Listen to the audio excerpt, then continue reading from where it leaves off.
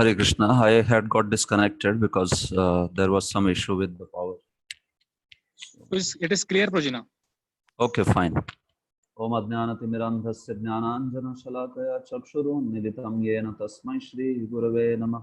Shri Chaitanya Manobhishtam Sthapitam Yena Bhutale Swayam Rupa Kadamahyam Dadati Swapadantikam Vandeham Shri Guroho Shri Yuta Padakamalam Shri Gurun Vaishnavamsha Shri Rupam Sagrajatam Sahagana Raghunathanvitam Tam Sajivam Sadvait Bhutam Parijana Sahitam Krishna Chaitanya Devam Shri Radha Krishna Padan Sahagana Lalita Shri Vishakhanvitamsha Namo Vishnu Padaya Krishna Presthaya Bhutale Srimate Bhakti Vedanta Swami Niti Namine Namaste Saraswate Deve Gauravani Pracharine Nirvishesha Shunyavadi Paschatya Deshatarine Namo Mahavadanyaya Krishna Prema Pradayate Krishnaya Krishna Chaitanya Namne Gautatvishaya Nama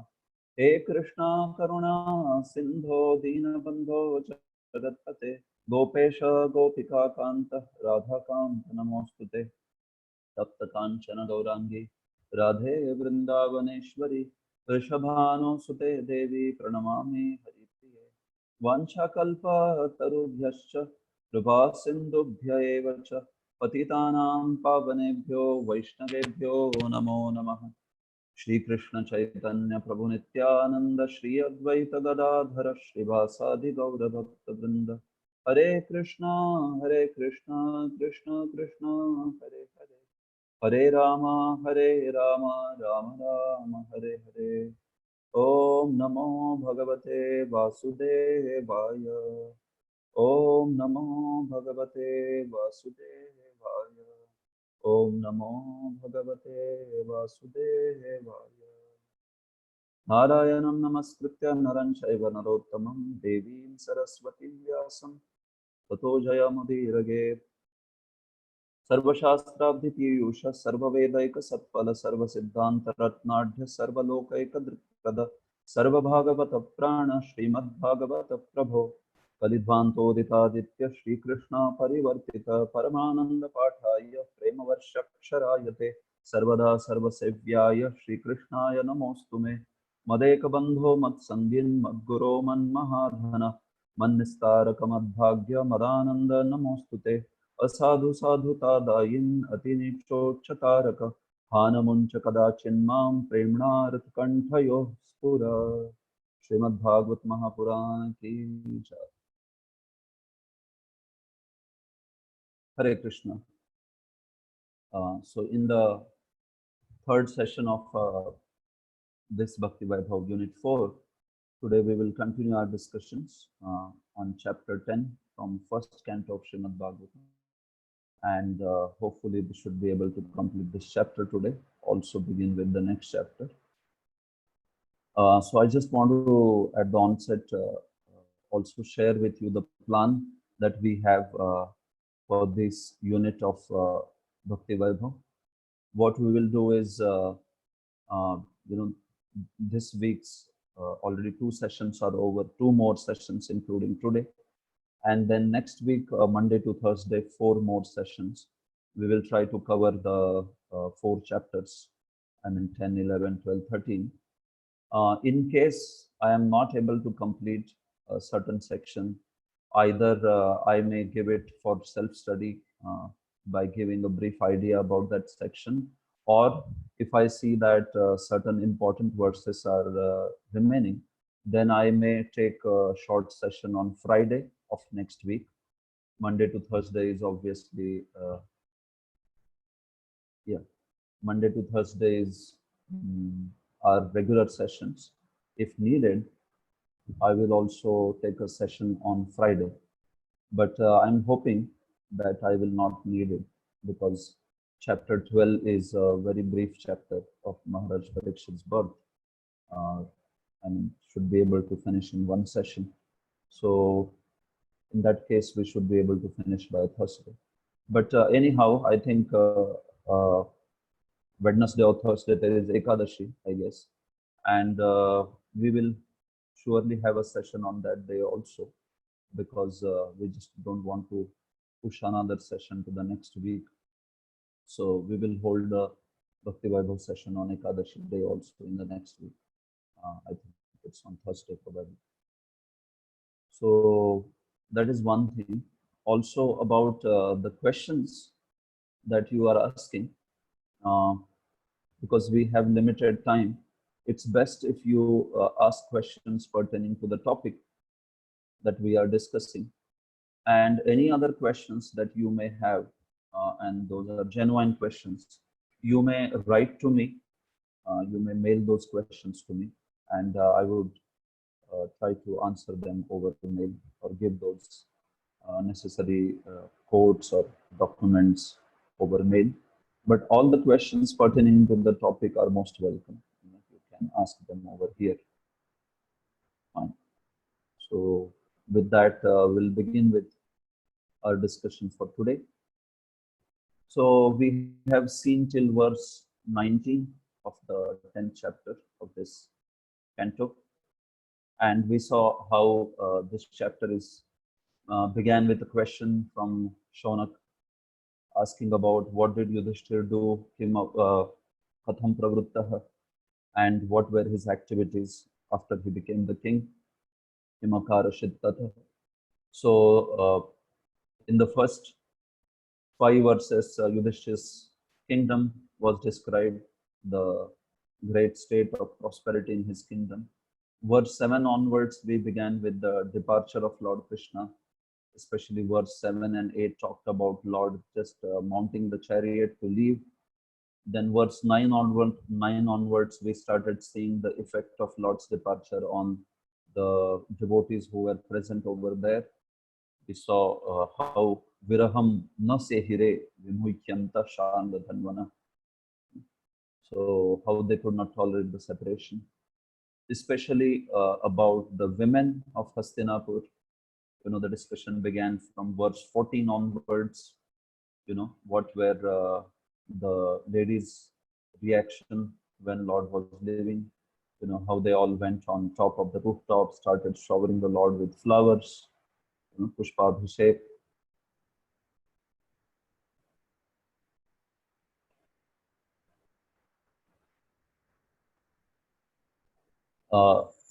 I just got a message that volume is little low.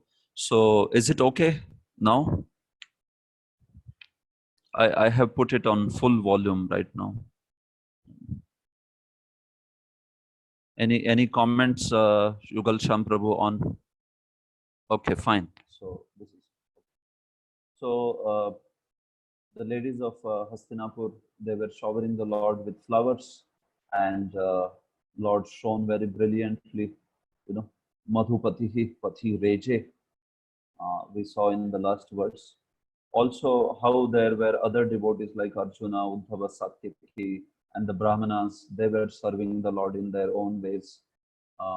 Their different ways, services. Especially Brahmanas were offering all the benedictions for Lord's well-being, and we saw that how those benedictions were appropriate and inappropriate. That was the last verse. Appropriate because Lord is Bhakta Vatsal and Brahmanya Deva, but inappropriate because he is Nirguna. He already has all those qualities in him full. So what is there to benedict the Lord? Because whatever benediction you want to give, he already has that. So from that angle, na anurupa, but because he is playing the role of Narakrati, a Manusha or a human who is actually Supreme Lord, but he's doing the human pastime, Narakrati Leela. So that's why it was also appropriate that he was accepting those blessings, and by those blessings he will manifest those qualities because his devotees are desiring. So from that angle, it was very appropriate. So now we talk about, Sudra Goswami speaks about the talks of the Hastinapur ladies. So this is also a very sweet section. This is text 20. Anyonyamasita sanjalpa uttama shloka chetasam kauravendra purastrinam sarvashruti manoharaha. Translation. Absorbed in the thought of the transcendental qualities of the Lord, who is glorified in select poetry, the ladies on the roofs of all the houses of Hastinapura began to talk of him. This talk was more attractive than the hymns of the Vedas.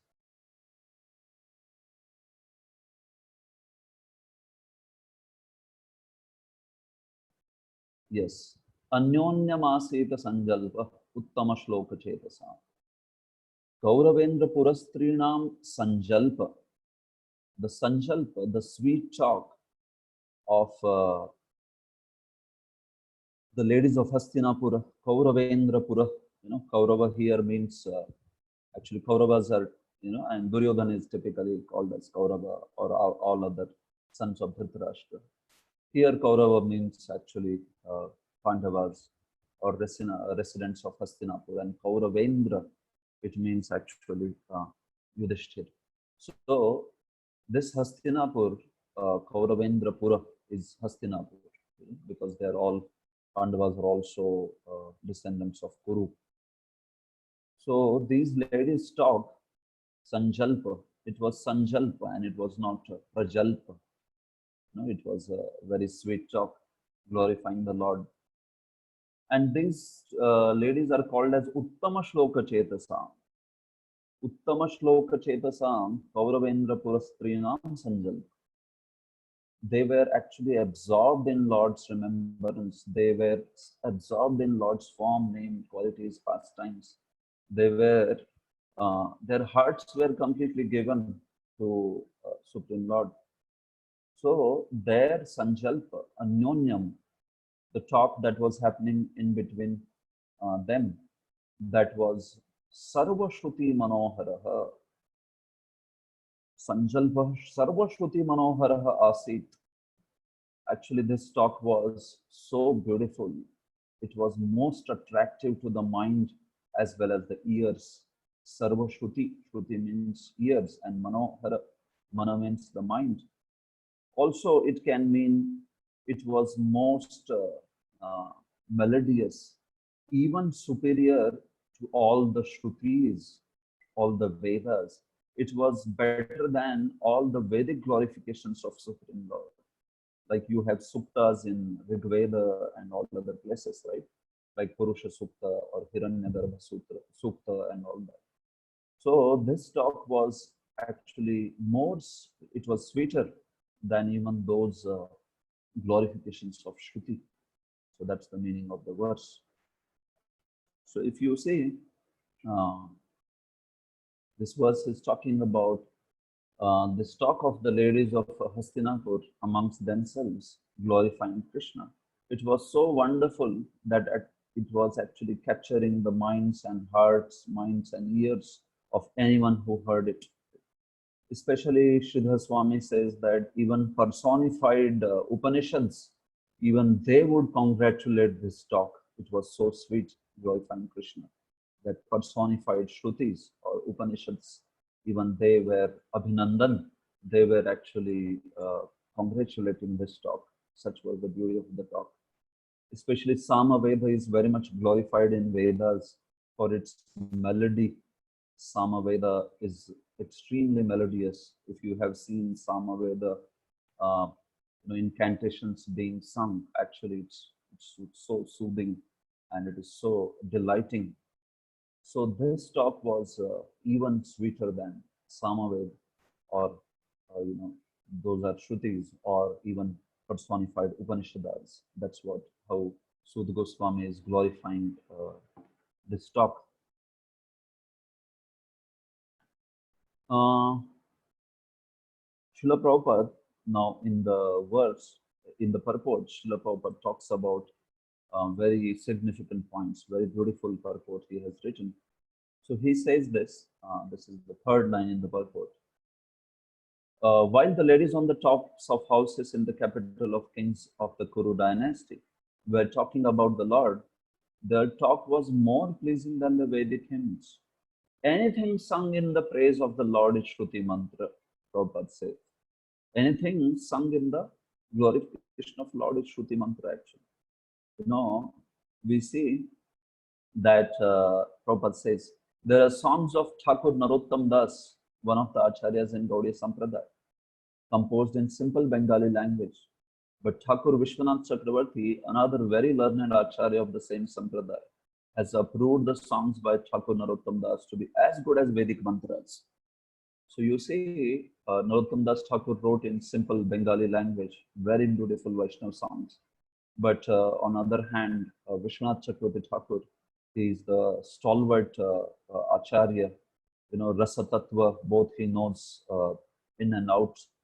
And he's Sarva Tantra Swatantra Acharya of Gaudiya Vaishnava Sampradaya. But he has glorified Narottam Das Thakur's songs as non-different than Shrutis or Shruti mantras, Vedic mantras.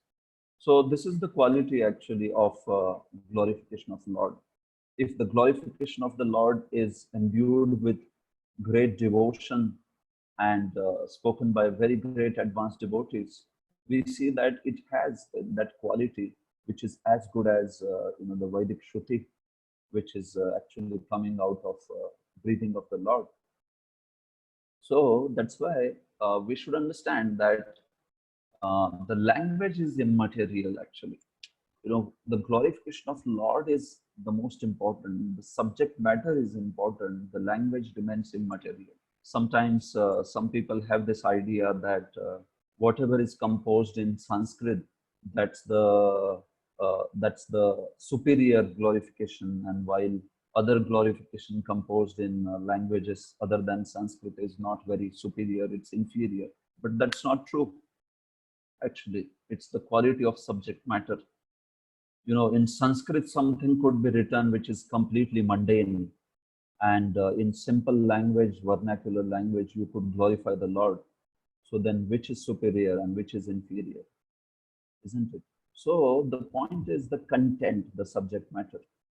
There is this story of Pundanam from the South India, Kerala.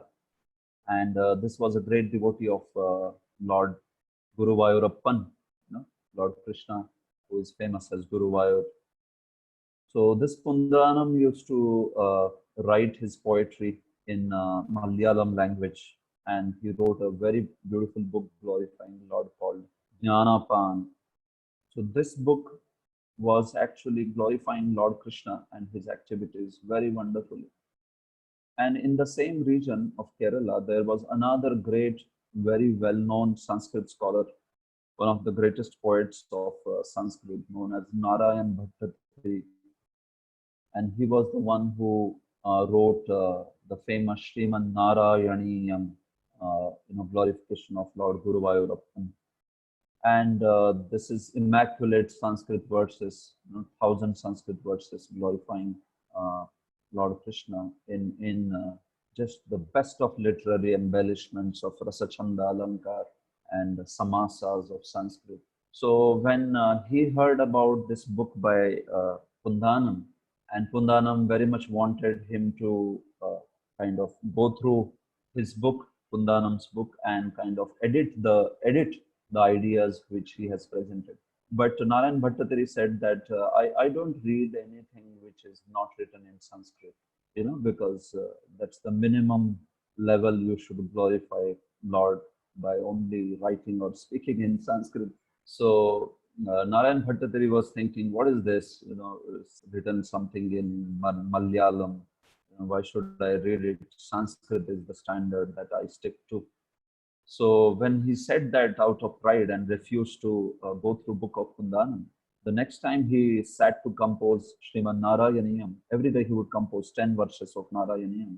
That time Narayaniyam was still getting composed. And after doing this particular thing with Pundanam, when he sat for composing verses of Narayaniyam, in every verse he was actually committing a fault. In fact, there was a child who sat in the assembly in front of Narayan Bhattatri, and as Narayan Bhattatri was reciting that verse, the child was showing faults into his composition.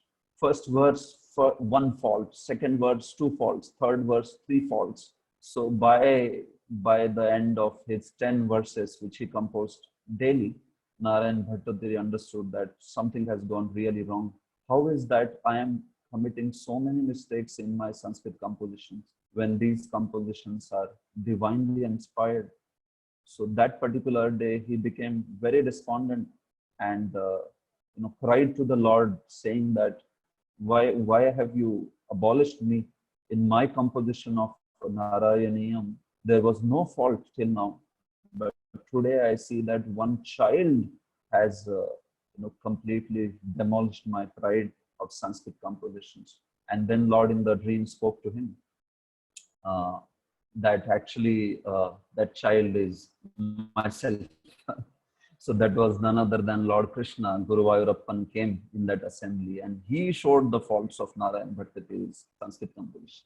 And why did he do it? Lord said, I did this because I was not happy with your pride of thinking that only Sanskrit is the language of glorification of me. And you rejected Pundanam's such wonderful composition to even go through. So please note, I am very happy. I prefer Pundanam's bhakti over your vibhakti. That was Lord's response. I like Pundanam's bhakti than your vibhakti. Vibhakti is, the case expressions in Sanskrit. So then Narayan Bhattacharya understood his mistake and then he very happily begged forgiveness from Pundanam and just went through his book and said, actually, there is nothing to be edited here. I worship this book and you have glorified the Lord in most immaculate manner. So you see, this is how Lord shows this through his own pastimes, that he's bothered about what is the subject matter rather than only the language. Of course, we do want to glorify the Lord in the best possible manner. So if someone wants to learn Sanskrit and use those Rasa Chanda Alankars to glorify the Lord, that's wonderful, that's best. We want to offer the best to the Lord. But the point is, if something is written in any other language that is not Sanskrit, that we should not consider to be as inferior. That should also be considered equal, to any other honest and beautiful glorification of Lord composed in language such as Sanskrit. So that's the point. Prabhupada also speaks about how the ladies were absorbed in thoughts and words of the Lord, and that's how Lord bestowed grace on them. Prabhupada says this in the next para, in the next part of the purport. So he says, although such ladies might not have been very learned scholars in Sanskrit or otherwise, what they spoke was more attractive than the Vedic hymns. So you see, he is saying that the ladies might not be very great learned scholars in Sanskrit, but then you see that in the next 10 verses, they will glorify Lord in most immaculate Sanskrit verses with all Rasa Chanda Alankar. So the point is this, that the compositions that are there in Bhagavatam, they are compositions of Vyasadeva, and it is not necessary that they are the compositions of the individual speakers in the Bhagavatam. Sometimes they are the compositions of those individual speakers and Vyasadeva is just quoting them as it is. But sometimes those compositions are not by the speakers of Bhagavatam, especially those where the compositions are by people who are not learned in Sanskrit. Like you see in Bhagavatam, even Jara glorifies the Lord in Sanskrit in Canto 11, Disappearance of Lord Krishna, that episode. So how is that somebody like Jara, who is a hunter, he glorifies Lord in perfect Sanskrit of Chandas? So we should know that actually that's not the case. Jara would have glorified the Lord in some other vernacular language he knows, but Vyasadeva has composed that glorification, the essence of that glorification in Sanskrit. So same way, it could be the case with Hastinapur ladies, where some of the ladies were not learned scholars of Sanskrit, but Vyasadeva puts those ideas very much in Sanskrit. And that's how we read. Of course, this is not to say that none of the ladies were learned scholars of Sanskrit. We know that there are personalities like Kunti Devi, who had sung such beautiful prayers, and she was extremely learned.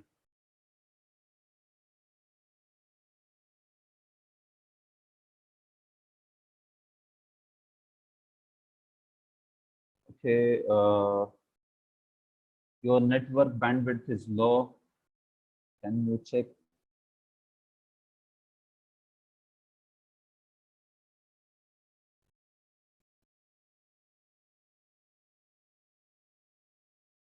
It's showing to me at least that everything is fine. I don't know if bandwidth is low. What should be done? Am I understandable or it's becoming difficult?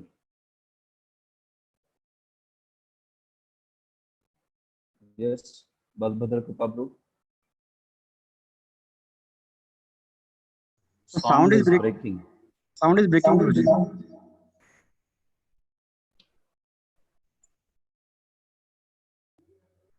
So, I mean, how should I go about it? Because I can't do anything with the bandwidth.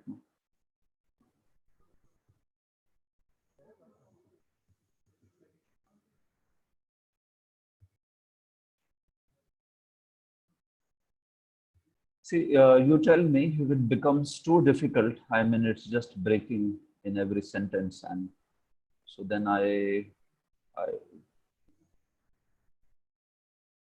okay. There is suggestion. Can I turn off my video? Yeah, I can do that. I'll turn off the video and you see if how is the situation.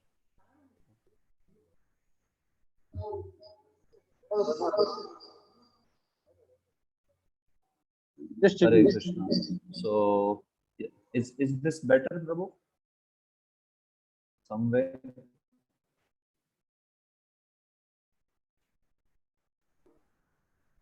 We will Are you able for to 5 minutes.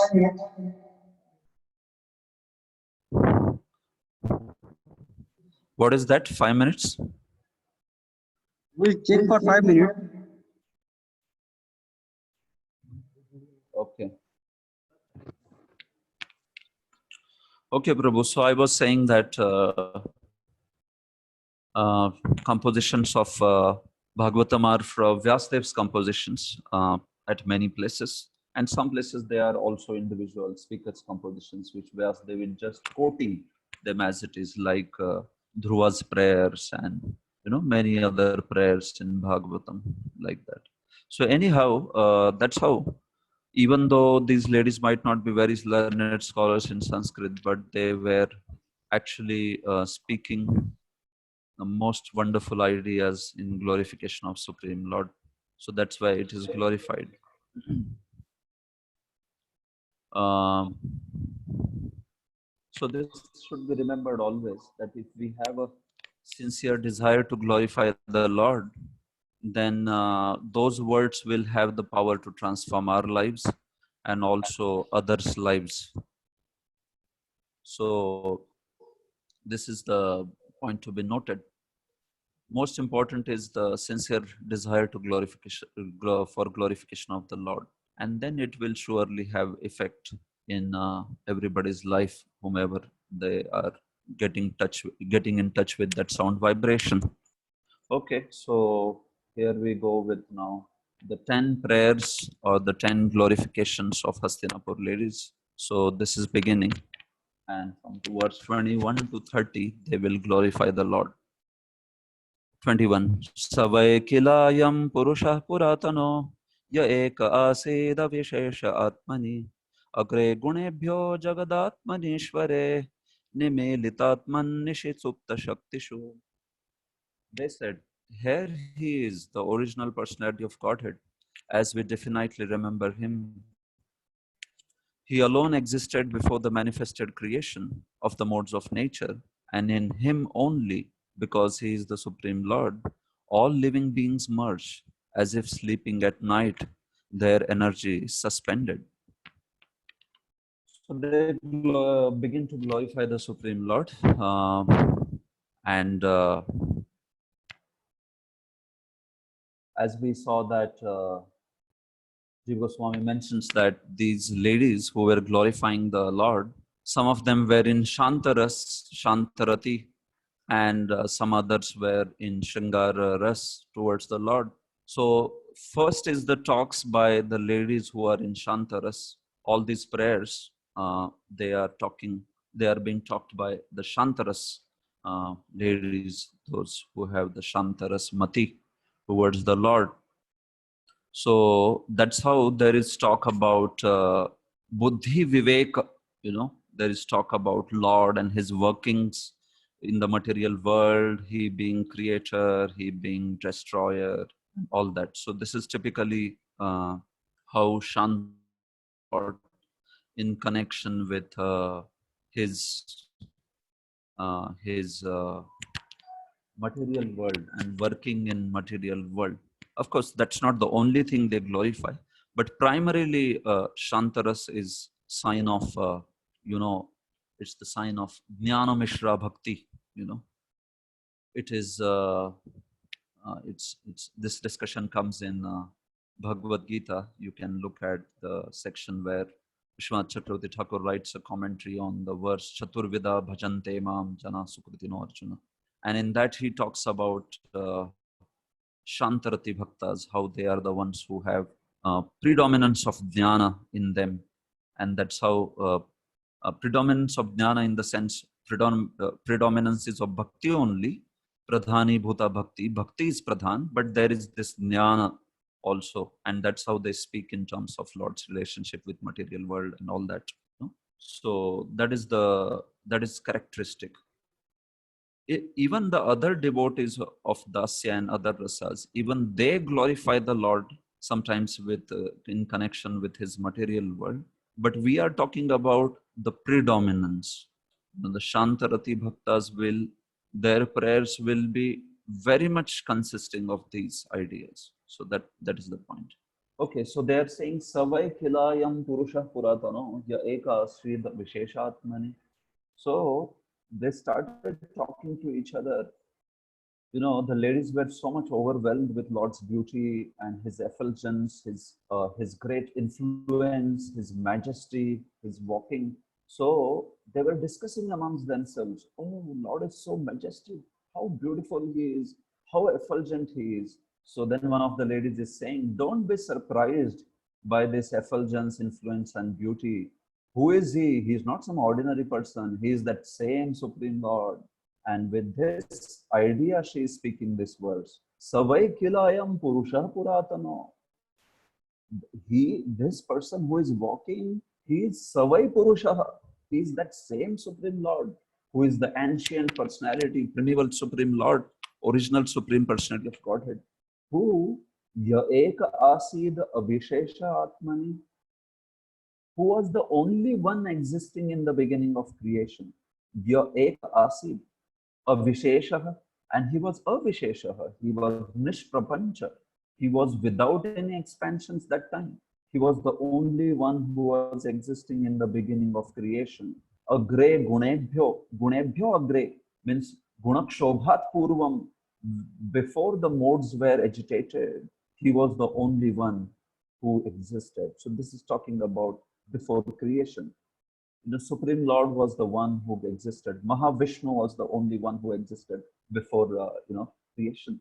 And also Jagadatmanishware Nimilatatman Nishi Suptashaktishu.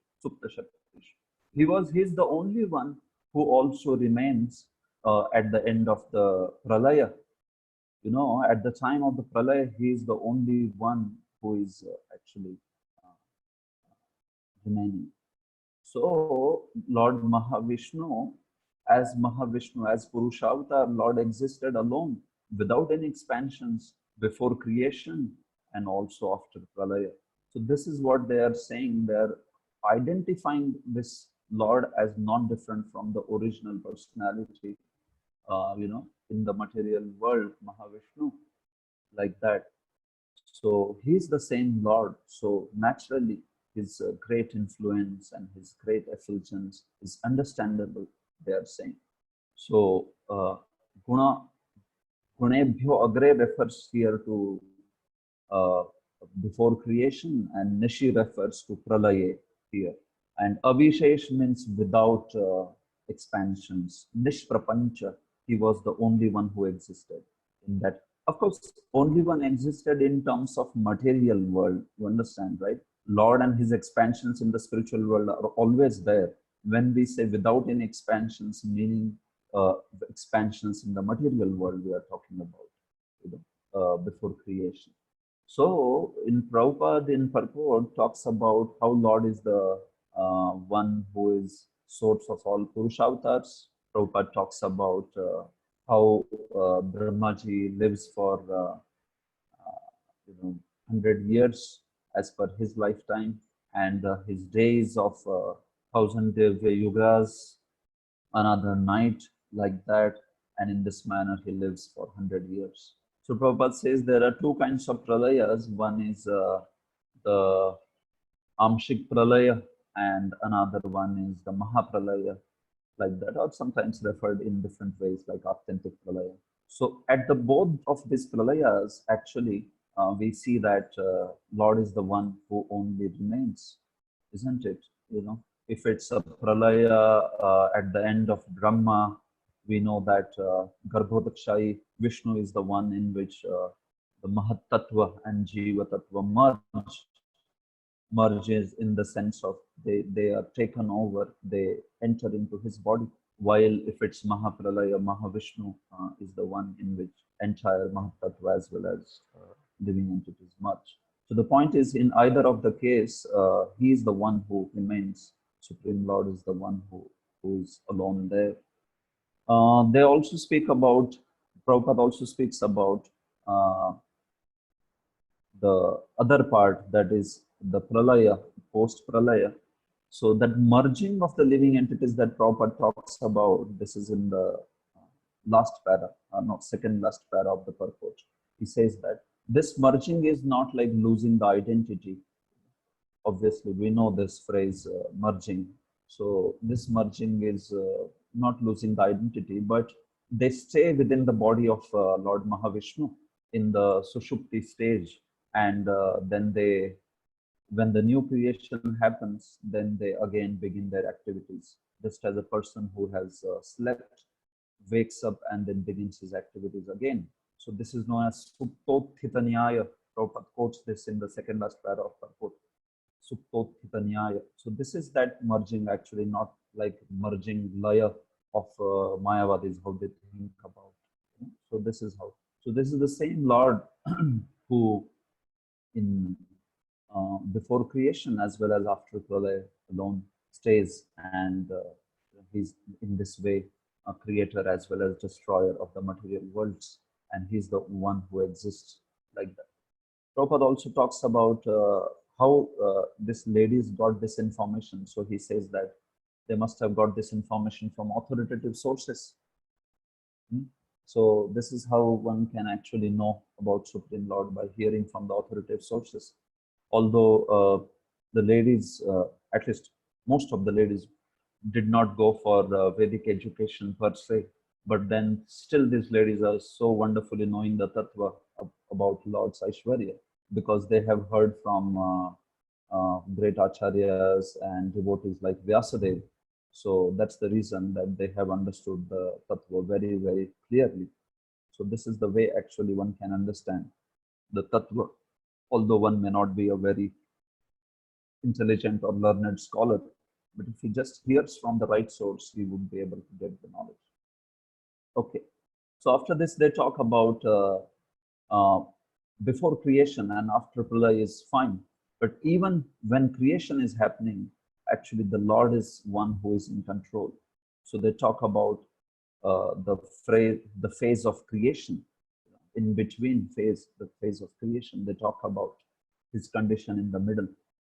Sayeva bhuyo nijavirya choditam swajiva mayam prakritim sisrikshatim anamarupatmani rupanamani vidhit samano nusasara shastrakrit. The personality of Godhead, again desiring to give names and forms to his parts and parcels, the living entities, place them under the guidance of material nature. by his own potency, material nature is empowered to be created. So that Supreme Lord, when the time of creation comes, what does he do? He, Saeva, that Supreme Lord, Anusasara, he entrusts all the living entities unto the material energy. And how is that material energy described? Nijavirya choditam, swajiva mayam, prakritim, sisrikshatim. These are all the words for the material energy. So that Supreme Lord is actually, he is the one who places all the living entities under the care of the material energy in the beginning of creation. Why does he do this? Anama ropat manirupa namani vidhit samanaha. Because the jivas who at that particular point when they are in sushupti, where they don't have that upadhi, roop and nama, they don't have those particular identities. Don't have particular identities meaning that the material body and the identification of material body that has not manifested. So he wants to manifest now all the living entities with taking up those bodies and names and activities and all that. So this is why he places, entrusts them under his own material energy in the beginning of creation. जिनका नाम रूप नहीं है, ऐसे जीवों को रूप नाम आदि प्रदान करने के लिए विधित समानः, उनको प्रदान करने की इच्छा रखते हुए अनुसार जीवों को प्रकृति के अधीन कर देते हैं. This is the meaning actually. So this is the Supreme Lord who is placing all the living entities under the entrustment of Maya, Shastakrit, and he has put them in jivas into the material energy, under material energy, so that they take up bodies and continue their activities. But for their deliverance, he, before only with his breath, with his breathing, he creates Shastra, he creates Nigama. Literally speaking, that which comes out is Nigama. So that which comes out of the breathing of the Mahavishnu, that is the Vedas, So he creates the Vedas, he creates the Shastras by which the living entities who are being placed under material energy can also get rid of material energy. You see, Lord is placing them under material energy because they only have the desire to enjoy in the material world, separate from the Lord. But that same Lord also arranges by giving Shastras that they can come out of the entanglement. So he's not only putting them under Prakriti's control, but he is also giving them the knowledge of the Shastras, the whole way of coming out of universe is also given by him. So he is not a partial Lord. He is not a Lord who enjoys, that jivas suffer in the material world, a sadistic person. No. Based on jiva's desires only, he interests them under material energy and also gives a way to come out. This is the point of Shastrakrit. So Prabhupada talks about this particular thing, that he says that there are two kinds of living entities in the purport, and they are Nitya Mukta and Nitya Baddha. So you know these terms, Nitya Mukta and Nitya Baddha, jivas, living entities which are eternally liberated, and others who are eternally conditioned. So Nitya Baddha jivas are in the material world, and they are struggling with the material energy, their mind and senses, and that's why Lord also offers them the opportunity to come out of the material world by giving them the Shastras. Actually, being in material world, trying to enjoy the material energy, they come up with all different ideas of enjoyment. Prabhupada says many different kinds of isms that they get into. And this happens, this creation and annihilation continues, bhuya, again and again and again, it continues like that.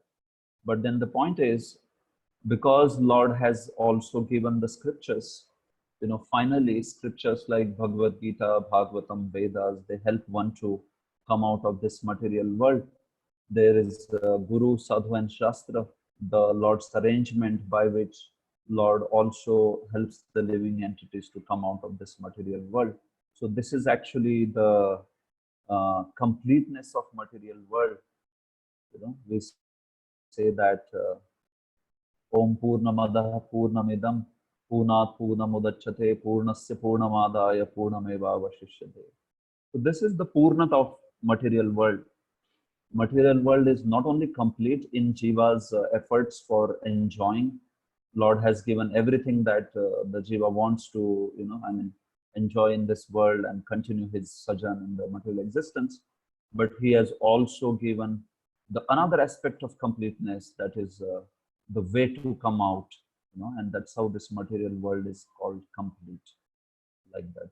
It's complete if you want to stay, and it's complete if you want to come out.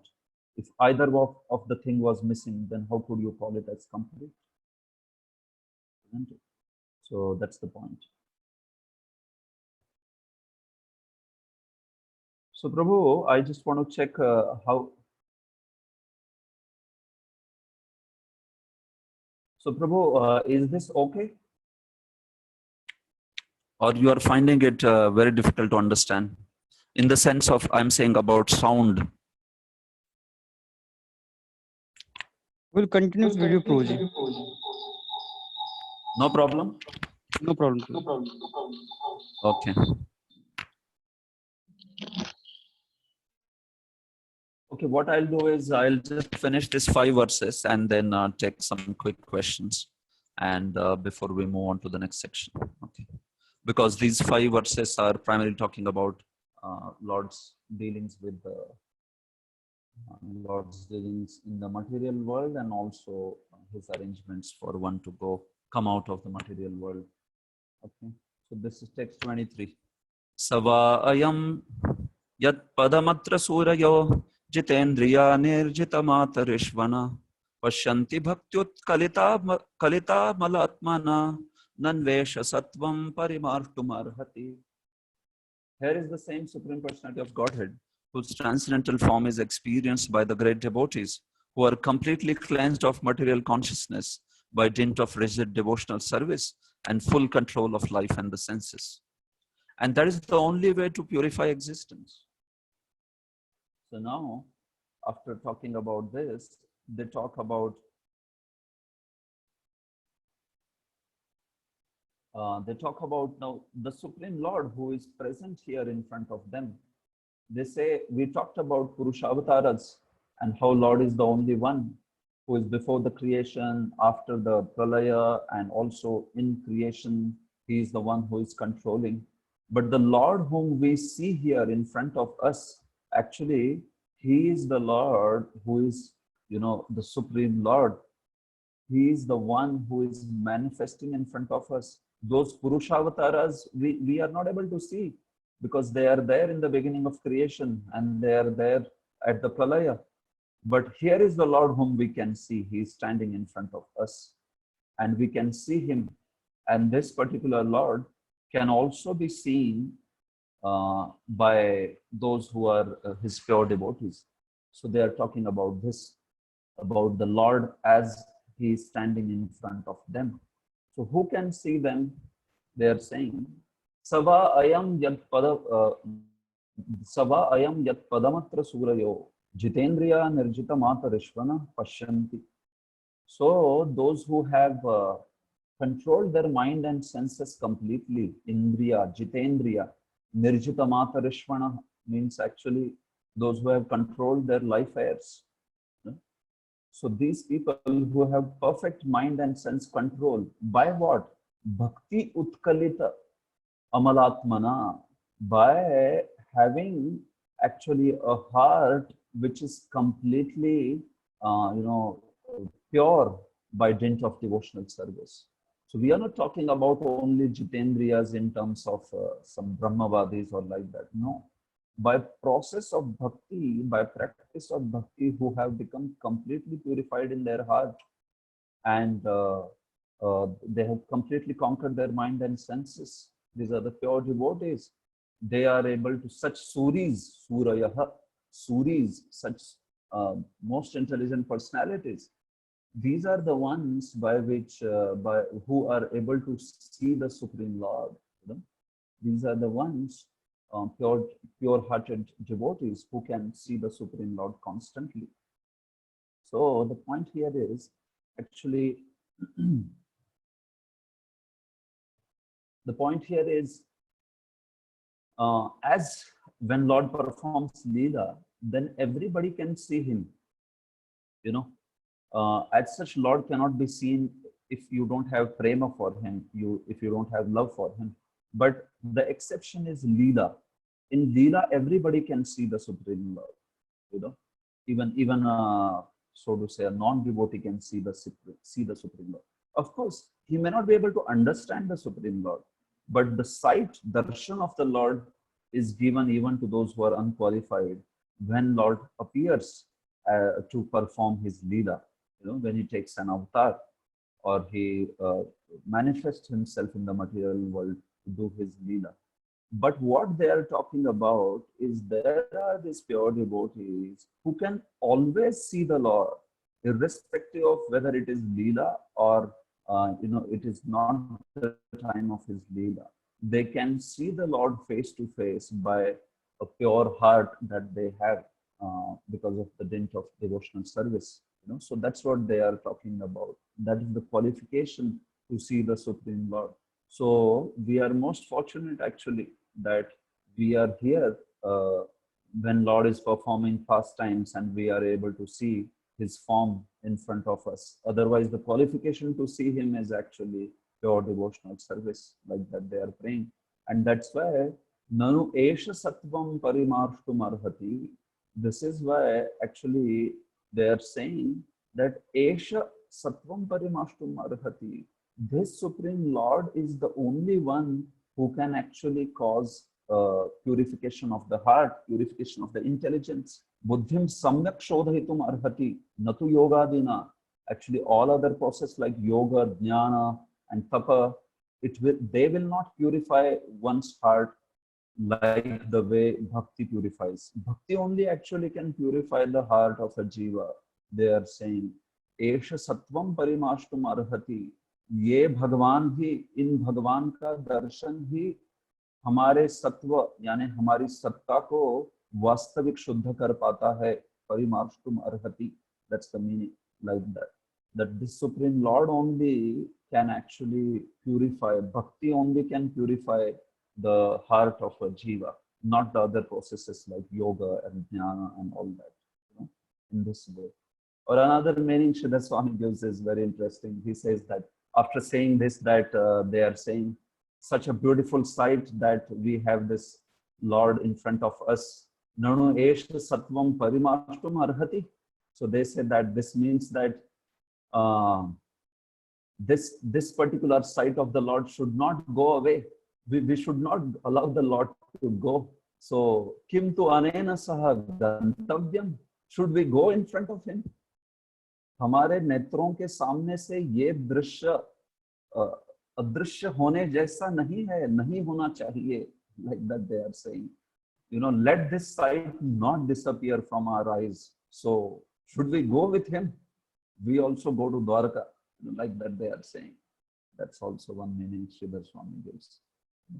So Prabhupada in purport talks about this point of Esha Sattvam Parimarshtum Arhati, that actually pure devotional service only can purify the heart in its real sense, you know, because senses need active engagement, and just trying to control senses by artificial means, by negation, by not allowing them any engagement, is just artificial. You know, it's very difficult. It's something like trying to hold the river, which is very fast flowing river. Yatpada pankaj palash vilas bhaktya karmashayam udghatayanti, you know, santa. It is said that how by meditating on the Supreme Lord's lotus feet, the santas, the pure devotees, they are able to destroy all avidya. You know, tadvanna riktamatayo Yatayopi ruddha shroto gunastamaranam bhajavasudevam. So Kumara said this in third canto that actually if we don't accept Supreme Lord and process of devotional service, trying to control the senses is, they say, it's like ranam. Tam aranam is the word. So Vasudev is aranam, means if you accept Vasudev's bhakti, then the fight with the senses will be aranam. It will not be a battle. But if you don't accept, then it's ranam. Be ready for that rana. You know, it's a terrible fight with mind and senses like that. They are going to smash you left, right. But if you accept bhakti, then it's not a ranam. You know, then one will be able to very easily overcome the mind and senses, provided one takes the shelter of process of bhakti sincerely, seriously, like that. If we are casual, if we are not very sincere, then it will, to that degree, it will be a struggle. That's the point. So Prabhupada gives example of Vishwamitra Muni, who is a famous example, how he trying to control the senses by process of tapa, by process of yoga, trying to pull in elements of jnana. He was just failing. He failed thrice. First to lust, then to anger, and third, then to pride. So once to Menaka, another time to Rambha, and third time in the pride, he was trying to send this Trishanku to heavens, thinking that he has that great power, which even Vashishta doesn't have. So we know that story. The whole planet which he created was falling on the earth. So instead of Vishwamitra, he is supposed to be the friend of Vishwa. Vishwamitra means actually friend of the whole universe. He was becoming biggest enemy of the universe by causing that planet to fall that way. So this is the struggle with mind and senses. But after that incident, he takes shelter of Lord Vishnu and the process of bhakti, and then he becomes the great revered Vishwamitra, who becomes even Lord Ramchandra. Lord Ramchandra accepts him as Guru. So that's the point. Only with the higher taste, Prabhupada ends with that, only with the higher taste, when we see that we will be able to overcome the senses and the mind's demands. So that is the point. Param drishtva nivartate, right? Vishaya vanivartante niraharasya dehina rasavarjam rasopyasya param drishtva nivartate. Even though you are nirahara, means you have stopped feeding your mind and senses, Vishaya vanivartante, the sense objects will stay away, but rasavarjam, rasa will not stay away. The taste for sense objects will remain, although the sense objects may be away, because you are keeping away from them. Rasavarja, रस को छोड़ के विषय चले जाते हैं, रस तो रह ही जाता है, but that also रसवर्जम रसोप्यस्य परम दृष्ट्वा निवर्तते, but वो रस भी, that taste for sense objects also goes by param drishtva nivartate, by looking, by rather experiencing the higher taste. That's the literal meaning of the words that Lord Krishna is speaking. Okay, text 24. Sava ayam sakyanugita satkatho vedeshu guhyeshu cha guhyavadidhi yayeka isho jagadatma lilaya trajatyavatyatyana tatra sajjate. Oh dear friends, here is that very personality of Godhead, whose attractive and confidential pastimes are described in the confidential parts of Vedic literature by his great devotees. It is he only who creates, maintains, and annihilates the material world and yet remains unaffected. Okay, so now they talk about how this Supreme Lord who is walking in front of us can only be understood by bhakti, but understanding him and understanding his Leela is ati rahasya. Asya Leela katha ati rahasya. In Bhagavan ki Leela katha to badi rahasyamayi hai, and rahasya lokai eva vedya, and only the confidential devotees understand it. It is not very easy to understand, they are saying.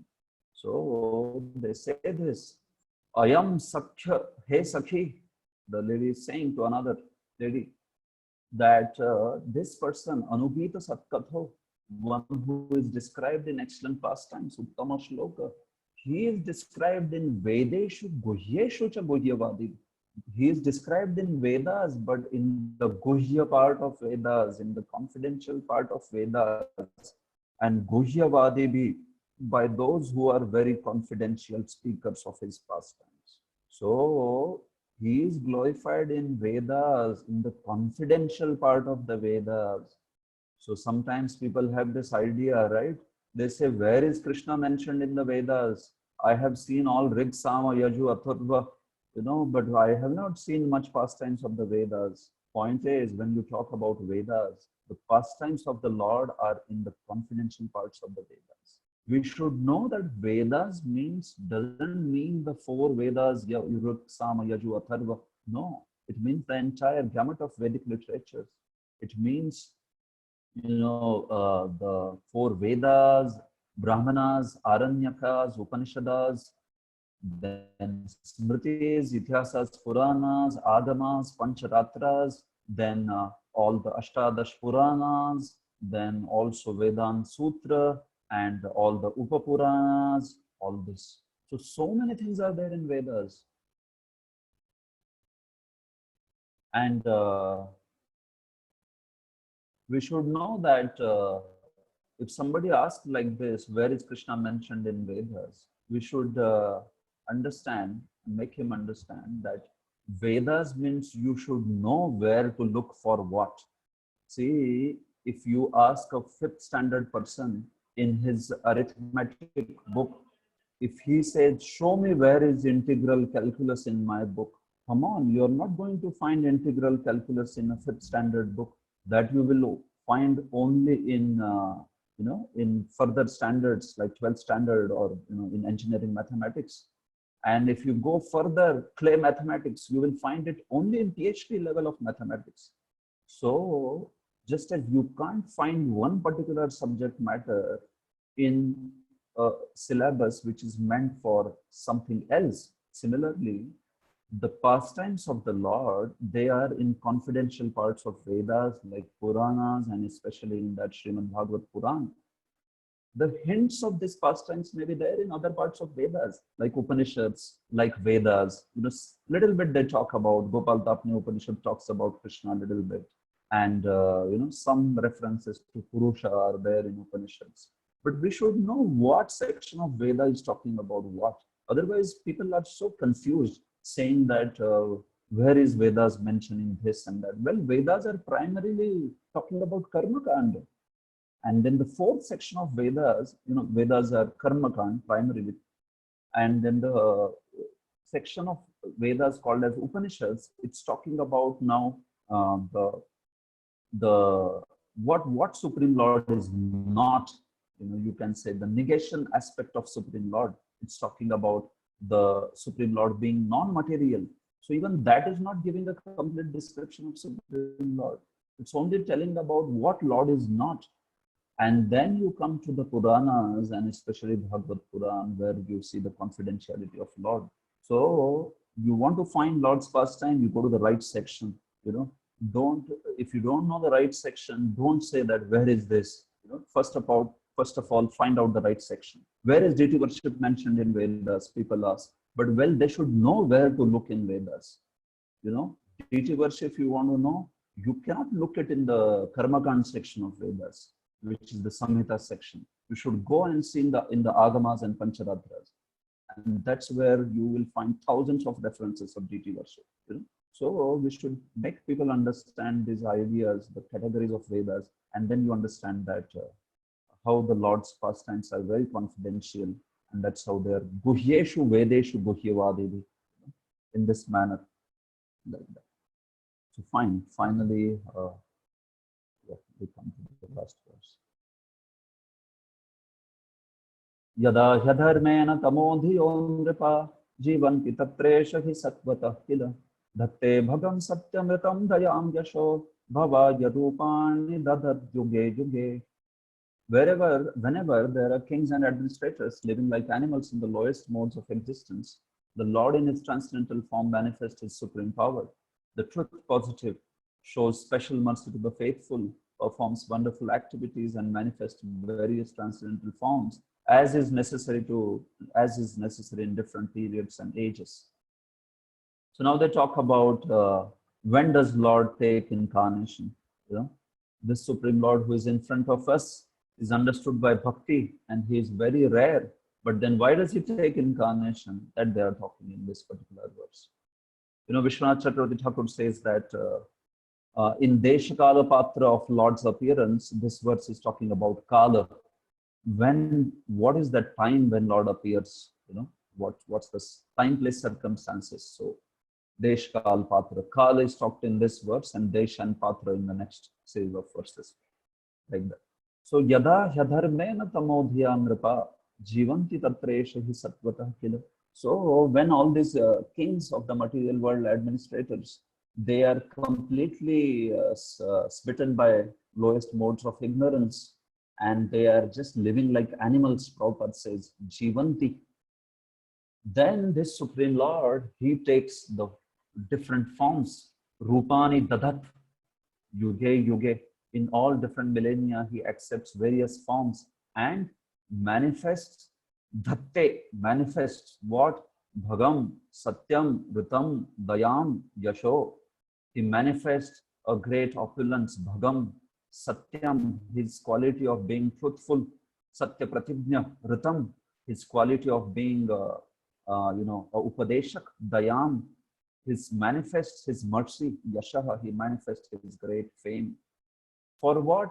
Bhavaya, for the deliverance of the jivas, for the benefit of the jivas, he manifests all these things, taking all these different forms. Satvataha, but please know that all these forms are not the forms of the material world. They are Satvataha. They are Vishuddha Sattva forms. They are the forms which are transcendental. So that's the point they are saying. You know?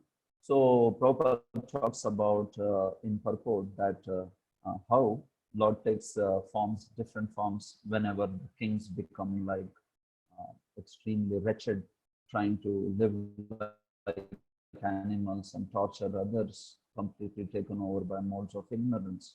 So although king is supposed to be representative Lord, but when they become like that, Lord takes an incarnation and establishes dharma like that. So that's the point that Prabhupada makes in first purport. In the second purport, he makes this point that Lord appears in his transcendental form without any tinge of material activities. So this is referring to the Satvataha word of the verse. Is talking about Satvataha. First, he talked about Tamodhyo Nripaha. So I mean that style in which we can connect purport to words of the words that can be checked. You know, at any point, you see that how Prabhupada writes based on that. So Satvataha, his forms are completely Vishuddha Sattva forms. They are transcendental. They are nothing to do with they have nothing to do with the material qualities.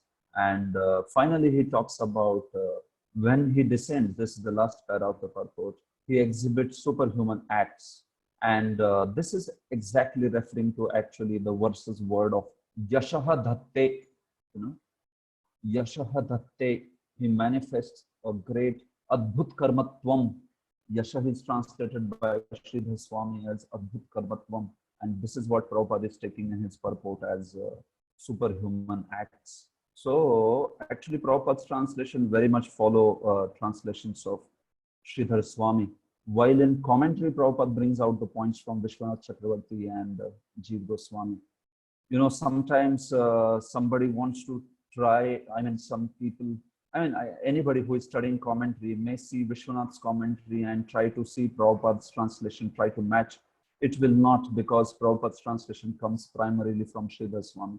We should know this actually, you know. So just an attempt to try to see Vishwanath's Chakravarti's translation and trying to match it with Prabhupada, you will be in trouble, because the fundamental meaning of the text Prabhupada always takes from Sridhar Swami. Most of the times he takes from Sridhar Swami. And then ideas in the purport, surely he speaks from Vishwanath Chakravarti and Jeev Goswami. So those who are readers of commentaries should know this fact. like that. So Prabhupada finally talks about that Yashaha Dhatte Adbhut Karmatvam, supernatural activities. And he quotes many pastimes for this. He talks about Krishna marrying 16,000 wives, then Lord Ramchandra building the bridge across Indian Ocean, Krishna killing Putana, Bhasur, Shaktasur, Kaliya, and all that. So in this manner, he performed great pastimes. He also manifests other things like opulence, Satyapratijnatvam, the mercy to his devotees, and all that, those aspects. But Prabhupada primarily focuses on Yashaha Dhatte in this particular thing. So we should know that in this manner, Krishna always performs great supernatural activities.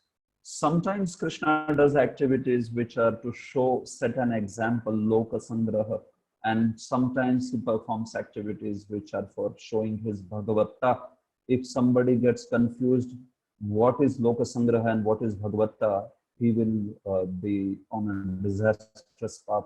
And that's how we see so many of people are confused about Krishna and his pastimes. They want to imitate Ras Leela, but they don't want to understand Bhagavad Gita.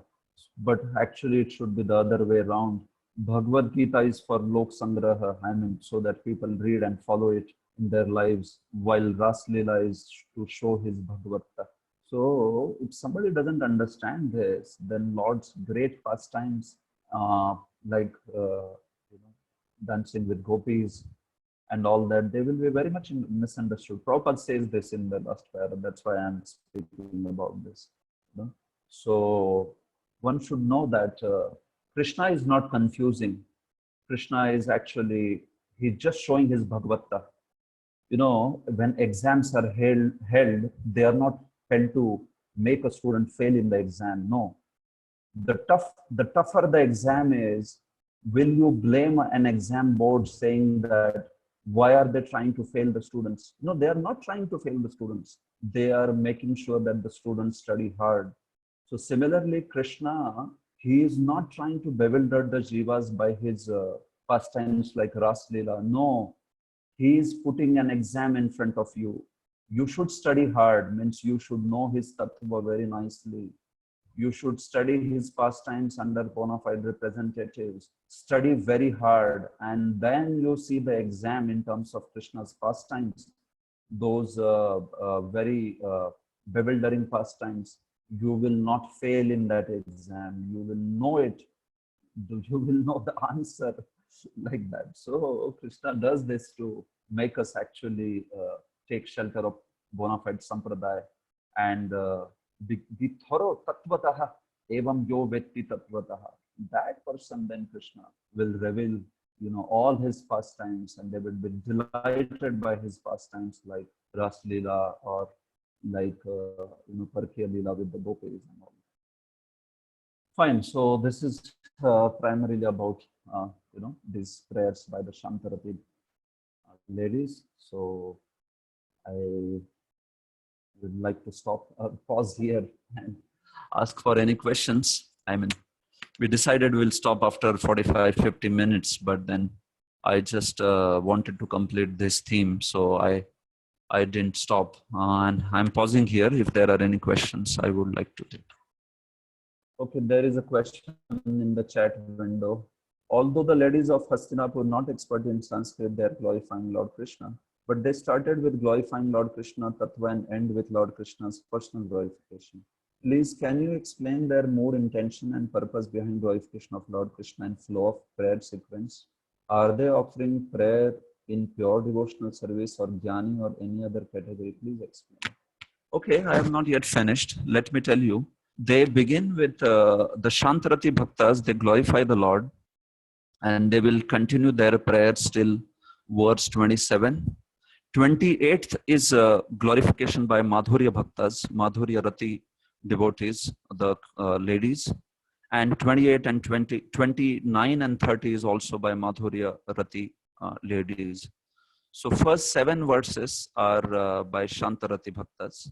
So as I was saying, that they glorify in terms of jnana. See, I will not take this topic here, but this jnana is not the jnana mishran of jnanis. this is a great concept that you need to learn about. The jnana of Shantarati Bhakta is different than jnana of Ajnani. Okay, so these are Shantarati Bhaktas with jnana of Lord's Aishwarya. You know, this is known as Tat Padartha and Tvam Padartha Jnana. This is not the impersonal jnana. So when I say jnana, Shantarati Bhaktas are Jnana Mishra Bhaktas, please do not misunderstand thinking that they are impersonal jnanis. No, that's not what I am talking about. Jnana is talked in terms of Lord's relationship to the material world, and he being controller, he being destroyer, he being the maintainer. That particular aspect of the Lord, you understand? The Tvam Padartha Jnana that we are talking about. So the glorification continues in this sense. So verse by verse link, I was anyway speaking, so I guess I'm not going to repeat that. And you know, verse by verse, how they are moving to the next verse, that I have already explained for the 5 verses. But if you are thinking about, they are talking about Madhurya, how is that? That's another section of Ladies of Hastinapur from verse 28 onwards. This is given by Srila Jiva Goswami in his Krama Sandarbha commentary, that he says that the conclusions from 28 onwards are by those who are in Shringara Rasa with the Lord. Fine. Okay, so any other question?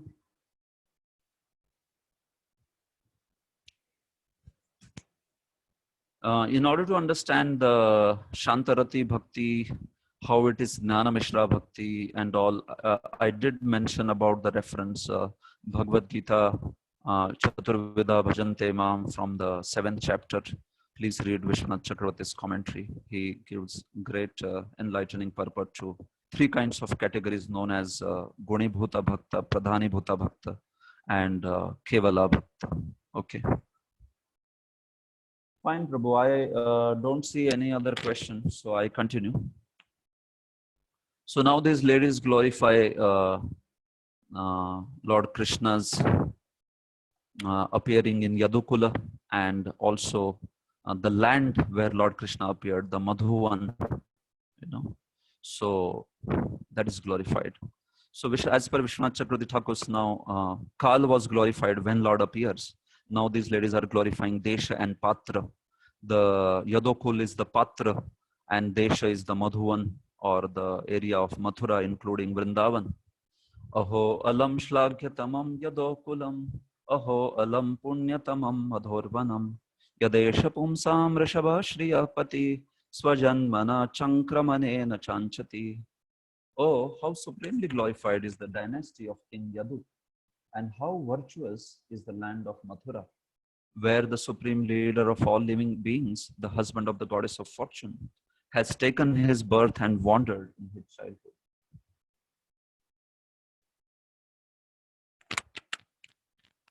Okay. So now they glorify Yadokulam. Aho alam shlaghyatamam Yadokulam. This Yadukul in which Lord has appeared, it's Shlaghyatamah, is the most glorified, supremely glorified. Aho alam punyatamam madhorvanam. And this Madhuvan, this land of Mathura, Vrindavan, is the punyatamam, it's the most auspicious. Why? Yadesha pumsam Vrishabha Shriyapati. Because one who is the Pumsam Vrishabha, one who is the supreme leader of all the living entities, or one who is the source of even Purushavataras, that Lord who is the husband of goddess fortune, by his appearance and by his activities, he is making this land as most glorious. He wanders Anchati in this land by taking appearance, Vajanmana, Chankramanena, and Prabhupada says crawling, by crawling in this land of, Vrindavan, land of Mathura, including Mathura and Vrindavan. It's talking about Swajanmana, so they're glorifying Lord, this Yadukul, and also the land of Mathura. How virtuous is this, that Lord has taken his appearance in this particular fashion. So Vishwanath Chakravarti Thakur gives a great purport in this verse. And he glorifies how Lord's Leelas are spoken in present tense here, Anchati. And that means that actually these Leelas are always taking place. They are eternal Leelas. He says about how these Leelas are always happening in unlimited universes, one after another. Once they get over in one place, they happen in another place. So this land of Mathura and this land of, the school of Yadu is, that's why most glorified. Prabhupada talks about how Lord appears in a particular kula or family by his own inconceivable potency. He gives example of a sun. Just as sun appears on eastern horizon, that doesn't mean Prachi Disha or eastern horizon is giving birth to Supreme Lord. No, it's by sun's own desire that he appears in the east. So similarly, Lord appears in this world by his own choice of kula and own choice of place and time, and he also departs, ends his pastime by his own choice. He's completely swatantra. But just as Chandan grows very well in Malaya, so that's why Malaya becomes well known, or Chandan is known as Malayaja, and the land of Malaya becomes very, very glorified. So similarly, Lord is known as Yadunath, and on the contrary, the kula of Yadu becomes glorified, and the land also becomes glorified. That Lord has taken the appearance over there. Prabhupada also talks about one who understands the truth of Lord's appearance, that how he exists at all places, but he manifests his pastimes and unmanifests his pastimes by his own sweet will. Somebody who understands this tattva of Lord's Janma Karma, such a person, he can go back home, back to Godhead by giving up his body. Like that. So finally, Prabhupada talks about, if this is the case with those who understand Lord's nature of his Janma and Karma, that they, giving up the body, attain the spiritual world. So what to speak of those who have fortune of being with the Lord, being part of Lord's Leela, being part of Lord's family, or being his neighbor, being in the time when Lord performed his pastime. So what we can see, that what's in store, Prabhupada says, we can see what's in store for those who have actually enjoyed the company of the Lord. This is in the last 4 statements of that book. So this is why they are most glorified.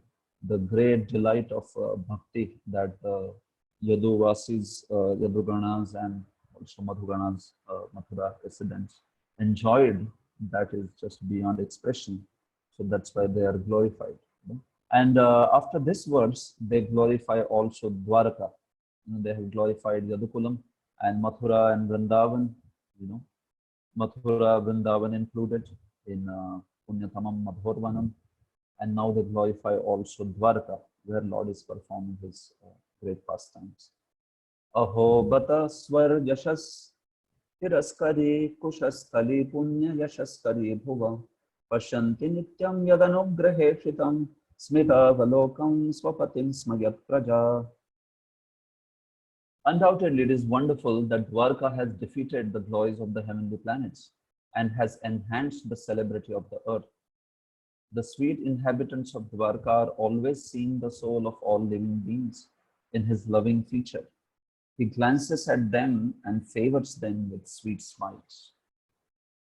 So they are glorifying the great land of Dwarka also.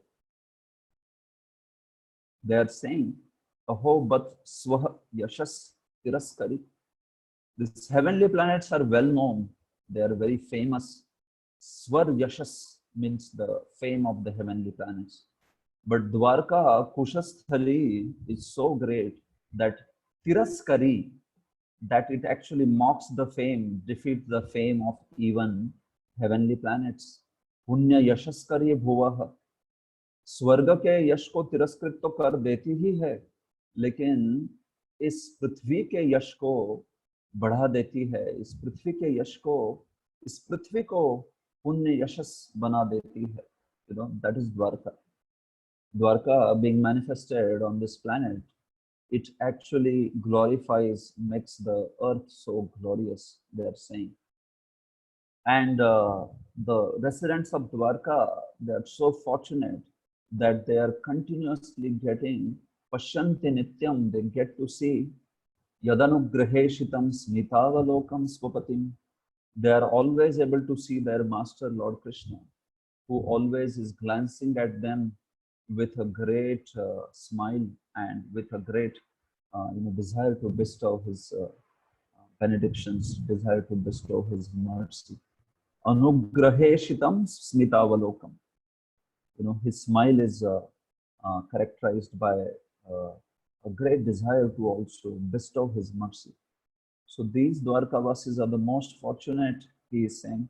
They are saying, now Lord is going back to Dwarka. So they are saying, what fortune is there of this Dwarka residence? He stayed with us for some time, but for them, Pashyanti Nityam, they are constantly in his association. Constantly they are able to see his beautiful lotus face, which is, always benedicting them with all mercy. So how fortunate are these Dwarkavasis, they are saying, to have such a master like Supreme Lord. So that is their glorification of Dwarkavasis. What Prabhupada does in purport is he first talks about the fame of heavenly planets. So he's talking about Swar Yashas Tiraskari. And then he says that common men of this earth are very much fond of reaching heavenly planets. They are very much desirous. Entire karma kand is making people mad to go to heavenly planets and enjoy the heavenly delights like that. But Prabhupada says that actually that heaven is also mocked by the fame of Dwarka, because what was not there even in the heavens was there in Dwarka. If you see the opulence of Dwarka mentioned in 10th Canto, actually even Indra and all these other demigods were so much of, the opulence was such great that even they used to feel jealous. Jiva Goswami mentions this in one of his commentaries. And whatever delights practically of these heavens or like that, more than that, Supreme Lord bestowed great opulence in Dwarka. So, and what to speak of Prema Saukhya? See, this is only the aspect of Sarva Saukhya in terms of the facilities and material enjoyments. But Prema Saukhya is just not there in heaven at all.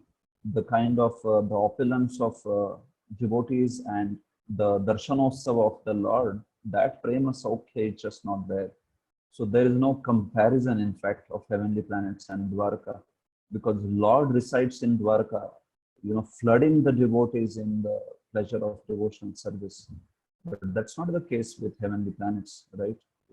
That's not the case with heavenly planets. So sometimes he takes some incarnations like he does as Vamana or like that. But then Dwarka, you see, he's constantly performing those pastimes in places like Dwarka, Vrindavan, and Mathura. They either in Prakat or Aprakat Rupa, the Leelas are constantly being performed. So this is the speciality of Dwarka, and that's why they are glorifying Dwarka. Also, Prabhupada says in the second paragraph that one who goes to the heavens, he also has to come back. They can't stay there, right? Shine punya martya lokam vishanti. But somebody who achieves the abode of the Lord, like Vrindavan, Golok Vrindavan or Dwarka, such places, they don't have to come back to the material world again and struggle in the miseries of the material world. They are in Vaikuntha. They don't come back to this, Prabhupada says, rotten earth, which is certified by the Lord himself as a place of misery. So in that comparison, actually, Swar Yashas Tiraskari, heavenly planets are nothing in front of these great places of Lord's pastimes. For Prema Saukhya as well as Sarva Saukhya in this particular fashion. Now comes the verses in which Srila Jiva Goswami says that what began with verse 21 was a description by Shantarasa ladies But now he says that this verse onwards, Shringaras is being established as highest. So it means that another set of women with Shringaras, Madhuryaras towards the Lord are speaking this verse 28. Nunam vratasnana hutadineshvara samarchito hyasya grihitapanidhi pibantiya sakyadharamritam muhur prajastriya sammuhur yadashaya. Oh friends, just think of his wives whose hands he has accepted. How they must have undergone vows, baths, fire sacrifices, and perfect worship of the Lord of the universe, to constantly relish how the nectar from his lips, to constantly relish now the nectar from his lips by kissing. The damsels of Brajabhumi would often faint just by expecting such favors. So this is a glorification by Madhurya Rati Matis, the ladies who are having Madhuryaras for the Lord. What are they saying? They're saying,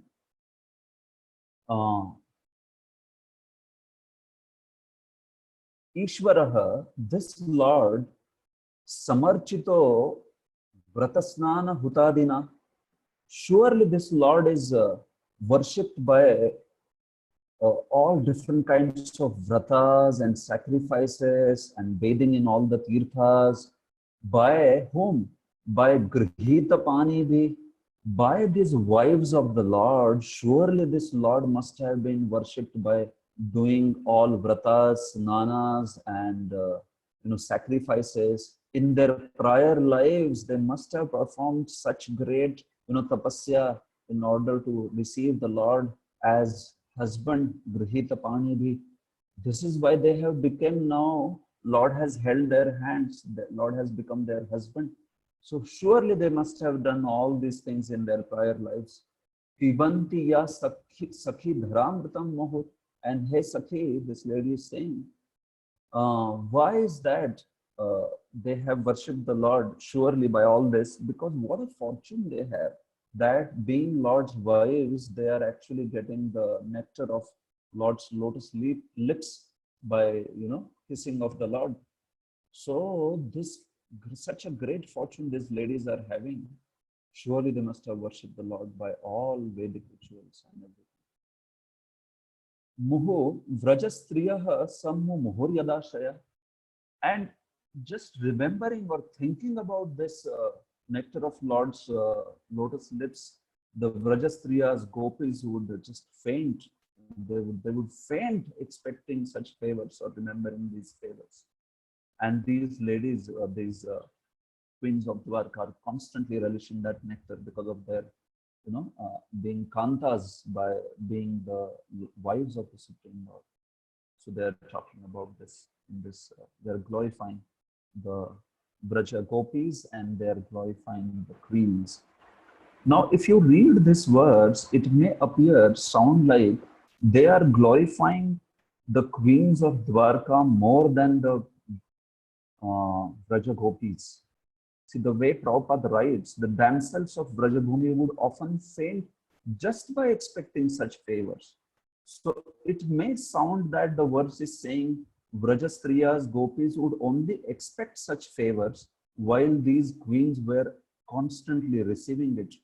So queens are greater than Vrajastris. It may sound like that, but that's not the meaning actually. In this verse is glorifying Vrajastris only as greater than the queens of Dwarka. How is that? See, this is when actually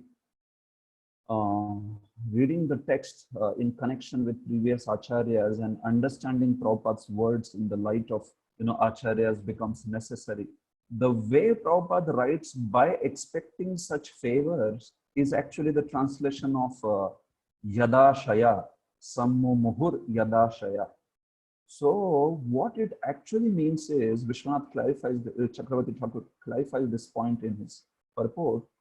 What Prabhupada actually means here is, Vrajabhumi's damsels, they would also receive this nectar of Krishna's lotus lips. They would receive it in their leelas in the night. But when they would remember this, Yada Shaya, expecting is in the sense of remembering. when in the morning they would remember that nectar which they relished of Lord's lotus lips, by remembering itself they would faint. What to speak of when they were actually receiving? You cannot calculate that ecstasy when they were actually receiving. Just by remembering they were fainting. What to speak of when they were actually receiving the nectar of Lord's lotus lips? So the effect of Vraja Gopis of receiving that nectar, their prema utkarsha, the intensity of their prema was so acute that just by remembering they would faint. This was not the case with queens of Dwaraka. They are taught to be receiving the lotus, the nectar of lotus lips of the Lord. But Vraja Gopis, they not only received it, just by remembering it, they fainted. So you understand, the verse is talking about Vraja Gopis' exalted state.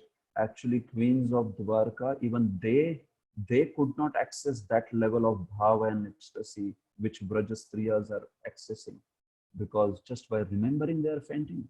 You know, next day morning, remembering they are fainting. So Vishwanath Chaturvedi Thakur clarifies this point very wonderfully, actually. So these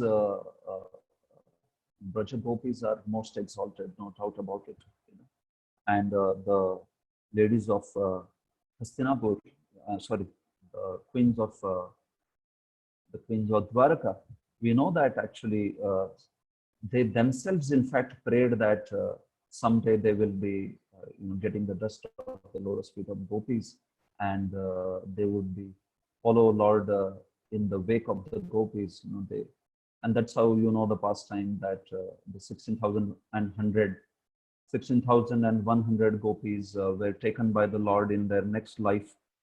I mean, once the Dwarka pastimes ended, they were taken by the Lord in the next lifetime as they become gopis of Raja, these ladies of 16,000, the 16,100 wives. So if gopis are inferior to them, why is that these queens are aspiring to become gopis? So gopis are obviously the highest, and these ladies of queens of Dwarka, they actually in the next Prakat pastime of the Lord, they become Vraj Gopis. They get to associate with Vraj Gopis and follow in their style of devotional service. That's not the case with the 8 principal queens. Those are Mahishis. They continue to have the Mahishi Bhava. But this is talked about especially those 16,100 gopis, which 16,100 queens of Dwarka. Fine. So the point of this verse is that the gopis are exalted by remembering those favors of the Lord. They fainted, but that much of ecstasy. This ecstasy was much, much higher than ecstasy of the queens of Dwarka, who also received this nectar of Lord's lotus lips constantly, being kantas. So that's the point.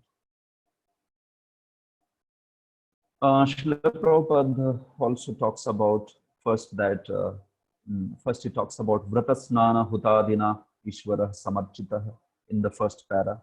He says that all religious rites, they find their perfection when somebody gets to get in transcendental pastime of the Lord. So that has happened to these ladies, these queens, and that's the perfection of all the austerities which they have done. Second is he talks about 2 classes of devotees in conjugal love, Madhurya Ras. There is Swaki and Parakiya. This is in the middle of the purport. So these kantas are Swakiyas. Actually, Kanta Bhav, this is of being.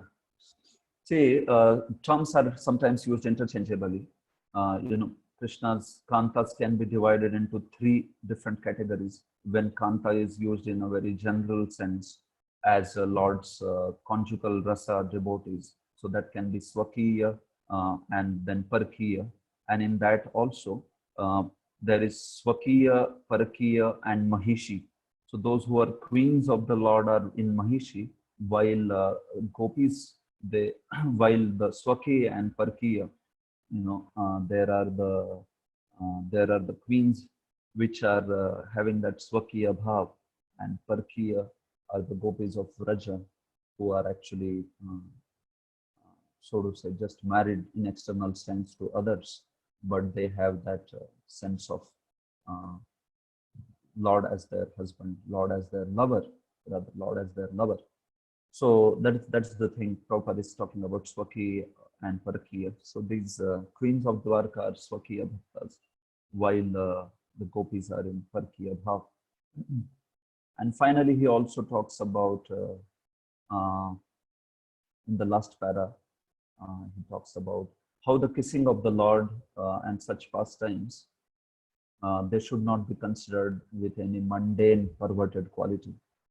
There is no mundaneness in this, but they are actually highest manifestation of greatest devotees of Lord. These are the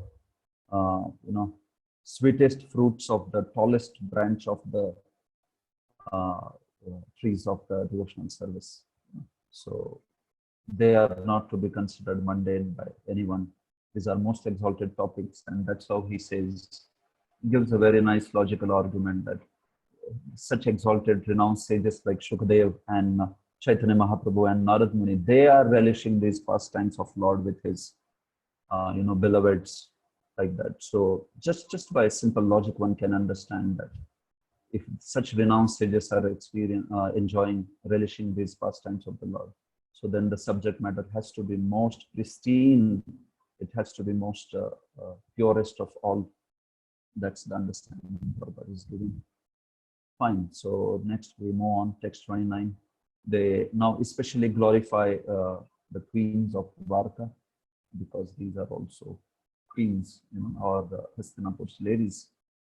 So they glorify Dwarka's queens in 2 more verses, and then that is the end of this discussion. Ya virya shulkena rata swayamvare pramatya chaidya pramukhan hi sushmena pradyumna sambam vasuta dayopara yascha rata bhauma vade sahasrasha. The children of these ladies are Pradyumna, Samba, Amba, etc. Ladies like Rukmini, Satyabhama, and Jambavati were forcibly taken away by him from their Swayamvar ceremonies after he defeated many powerful kings headed by Shishupala. And other ladies were also forcibly taken away by him after he killed Bhaumasura and thousands of his assistants. All of these ladies are glorious. So they are talking about these queens, these ladies, 16,108 wives of the of Lord. So they were taken by Lord, Ya Virya Shulkena Radha, Especially it's talking about the Mahishis like Rukmini, Chambavati, and Satyabhama, those of them who were won by Swayamvar. Not Satyabhama, but Rukmini and others, wherever Lord fought and got the hand of these Ashtamahishis like that. So they were taken by Lord in the Swayamvara Virya Shulkena. Swayamvar mein shulk hota hai virya, So the Swayamvaras are arranged in such a way that one who has the prowess, one who is the great prince with great prowess, he can take the princess.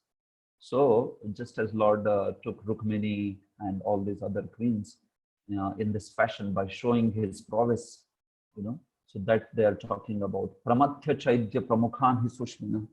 So just as Queen Rukmini was taken by Lord by defeating all the armies of this Chaitya, this Shishupal and all these other powerful people like Jarasandha and all that. And then they became the mothers of the Lord's children like Pradyumna, Samba and Amba and all of them. Apart from them, Apara, there were these 16,100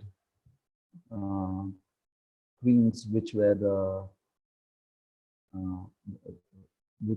taken by, they were captured by Bhaumasur, and these 16,100 were kept captive by Bhaumasur. So what Lord did is he killed Bhaumasur and he freed all these princesses, and then he married all of them, and they became the wives of the Lord. You know, so especially about these 16,000 and 100, how they were in a very pathetic condition because they were staying in another man's house and they were considered to be now impure, and there was just no way but nobody would marry them. They would just commit suicide. That was the only thing for them. So that's how Lord became very compassionate on them, and obviously he knew about their great devotion. So Lord married all of them. So that is spoken in the next verse. You know, they glorified these, especially these 16,000 and 100 queens. So Prabhupada explains the system of Swayamvara. First he says that literally meaning Swayamvara, you know, they choose the husband, the daughter should choose their husband. So there would be some challenge kept, and whoever was the prince that won the challenge, the prince would be eligible to marry. Of course, the prince only would be eligible to marry if even at that moment, if a princess decided that she didn't want to marry that particular prince because of some reason, valid reason, then that was also allowed. So literally it was Swayamvara. So typically any prince who had shown his prowess would be accepted by the princess, but we see that that was not the necessary thing. You know, that was not necessary. Like even Draupadi doesn't accept, although Karna was quite prowess, he was having a very great prowess like Arjuna. But if the princess doesn't want, then that Swayamvar also allowed them to reject if they find certain prince to be unqualified on certain aspect apart from showing the prowess. So that is Swayamvara. Okay, and finally Prabhupada also speaks about how this 16,108 queens and all of them begot 10 children, and this whole family of Lord is described by Prabhupada in the purport. Okay, so the next verse is connected, so let us quickly see this next verse.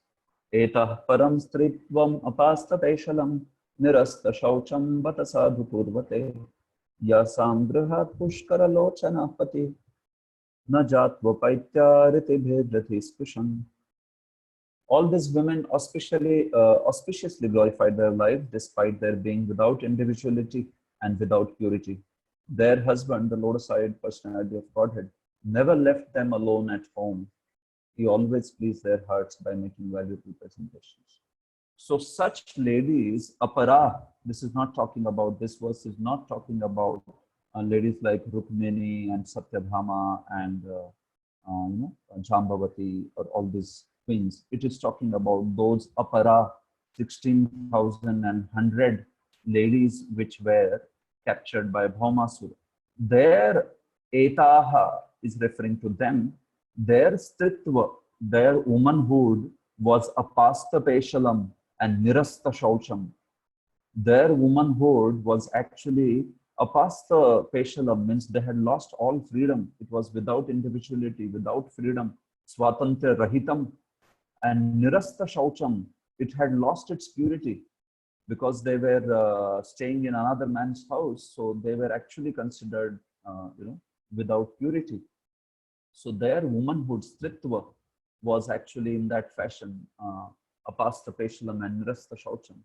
But still these women, these ladies made their womanhood as most glorious. Bata sadhu kurvate.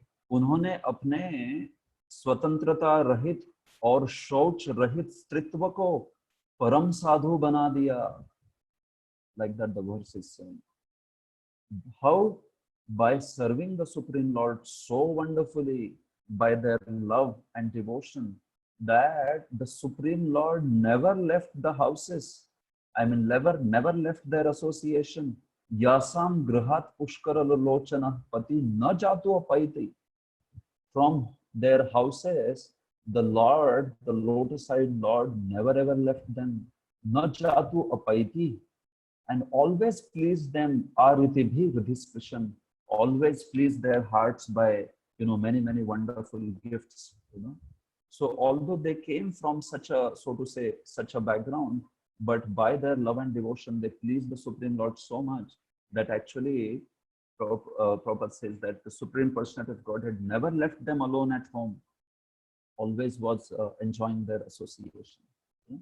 So this is in terms of, actually, although Lord, we know that Lord left Dwarka and Lord used to go to other places, but this is in terms of when Lord was there at Dwarka, he never left them actually. He always constantly stayed in their association and so much relished their association. And this is because of their great love and devotion that they had. So they really made their stritva all glorious by their love and devotion. This is the point. Prabhupada talks about how devotees of the Lord, they never have any bodily disqualifications.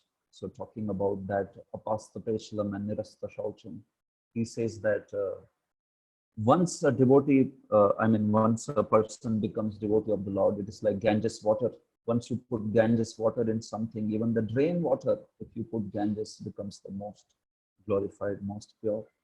So similarly, he is saying that anybody who comes in touch with the devotional service can actually be most glorified. Kirat Punandra Pulinda Pulikash Abhira Shumbha Yavana Khasadaya Yene Chapapa Yadapashraya Shraya Shuddhanti Tasmai Prabhavishnave Nama. So this is the nature of devotional service, that whatever may be one's background, one is most glorified when one becomes a devotee. So in this particular fashion. Not only by the marriage with Lord Krishna, they became glorious, but actually they made their life glorious by their own devotional service, by pleasing Supreme Lord so much that Lord didn't want to leave their association. So you understand? That's the point. Marrying with the Lord was surely glorified, surely glorious. They became glorious by marrying with the Lord itself. But not only that, by their devotional service, by serving the Lord and literally, bringing the Lord under their control by their love, not like a henpecked husband, but by their love, they made their stritva most glorious. This is how the ladies are glorifying the queens of Dwarka. Okay, so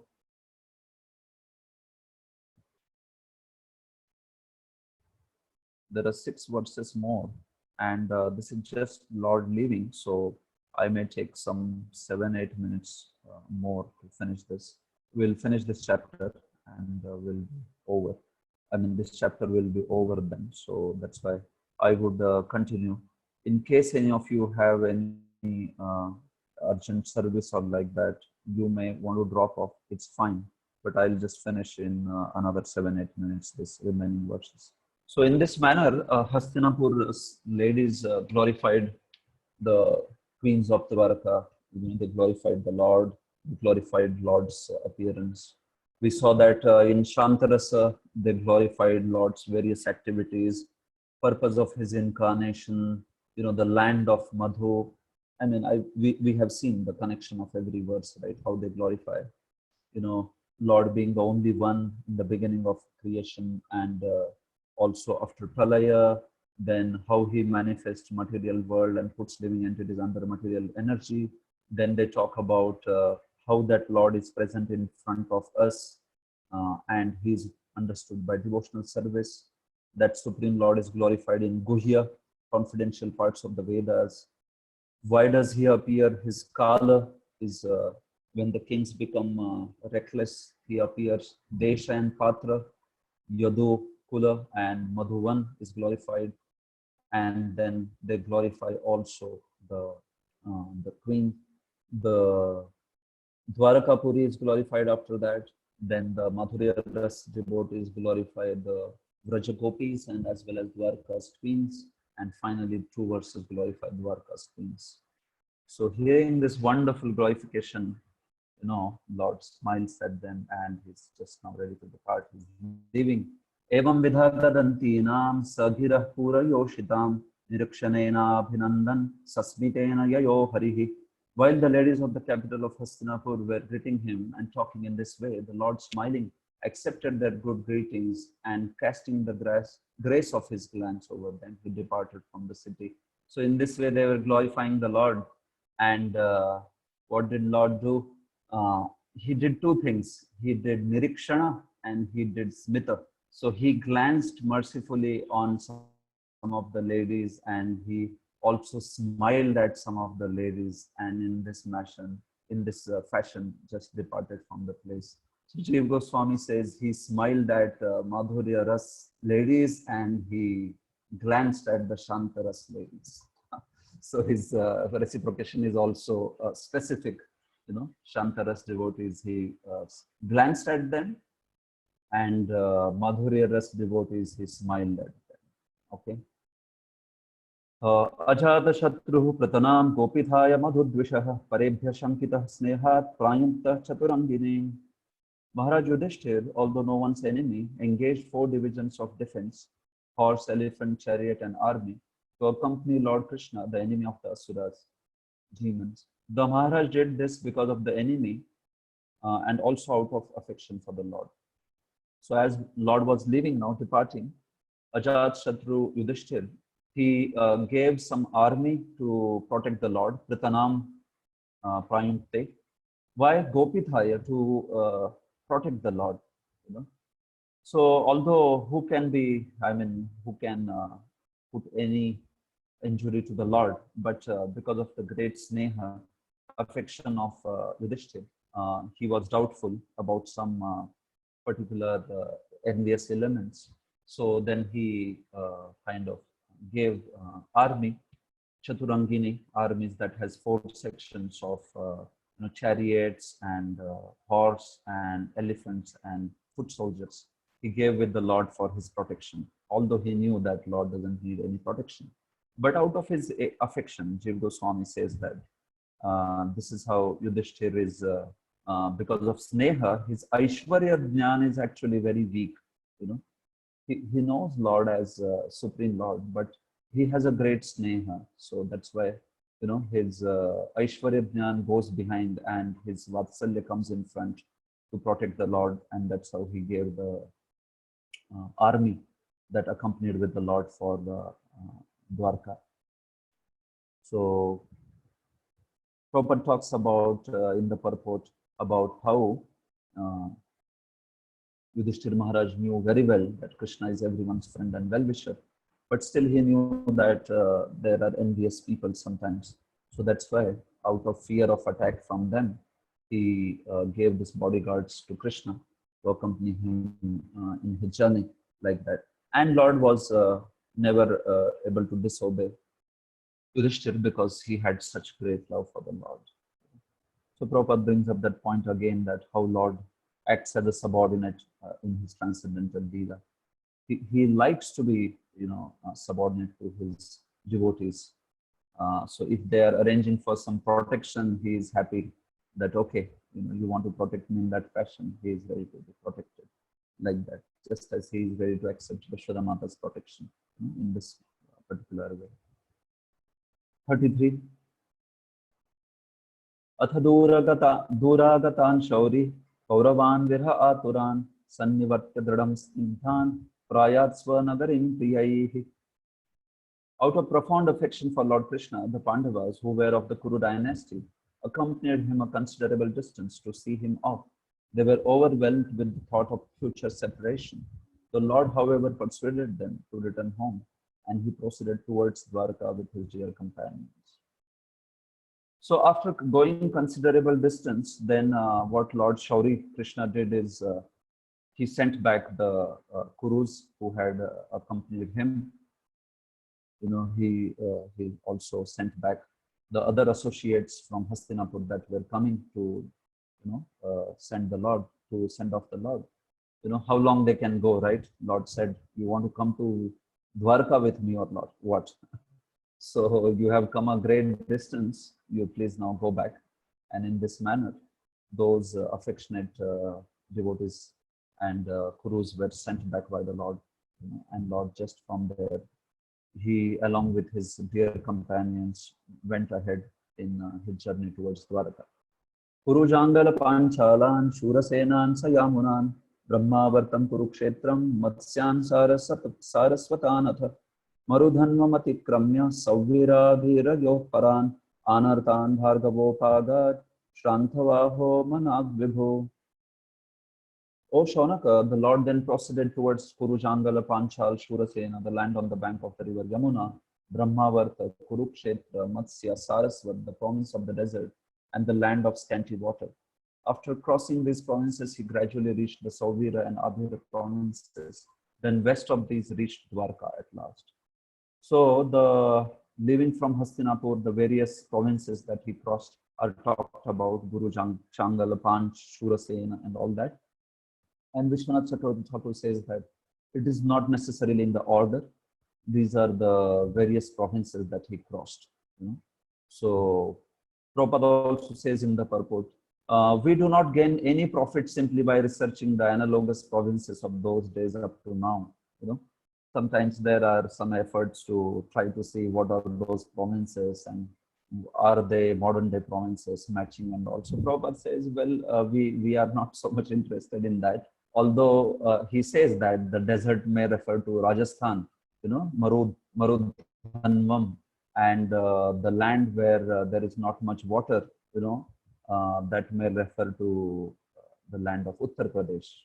That's what he's saying. But he says, anyway, we are not so much into that. Let's leave the matter to geologists, the soil experts. And he says, very nice statement. We are satisfied that Lord has now reached his own province, Dwarka Dham, from the Kuru provinces. So that's it. We are interested that Lord has now, reached in the direction to reach to Dwaraka. He has gone through all the provinces and now has come to the direction in which the Dwarka is there. Tatra tatra tatratyer hari pratyudattarhanah sayam bheje disham paschat gavishto gam gatastada. On his journey through these provinces, he was welcomed, worshipped, and given various presentations. In the evening, in all places, the Lord suspended his journey to perform evening rites. This was regularly observed after sunset. So wherever Lord was, when he was taking the path to Dwaraka, from many provinces, devotees came to offer him the gifts and articles, and in that manner, he actually,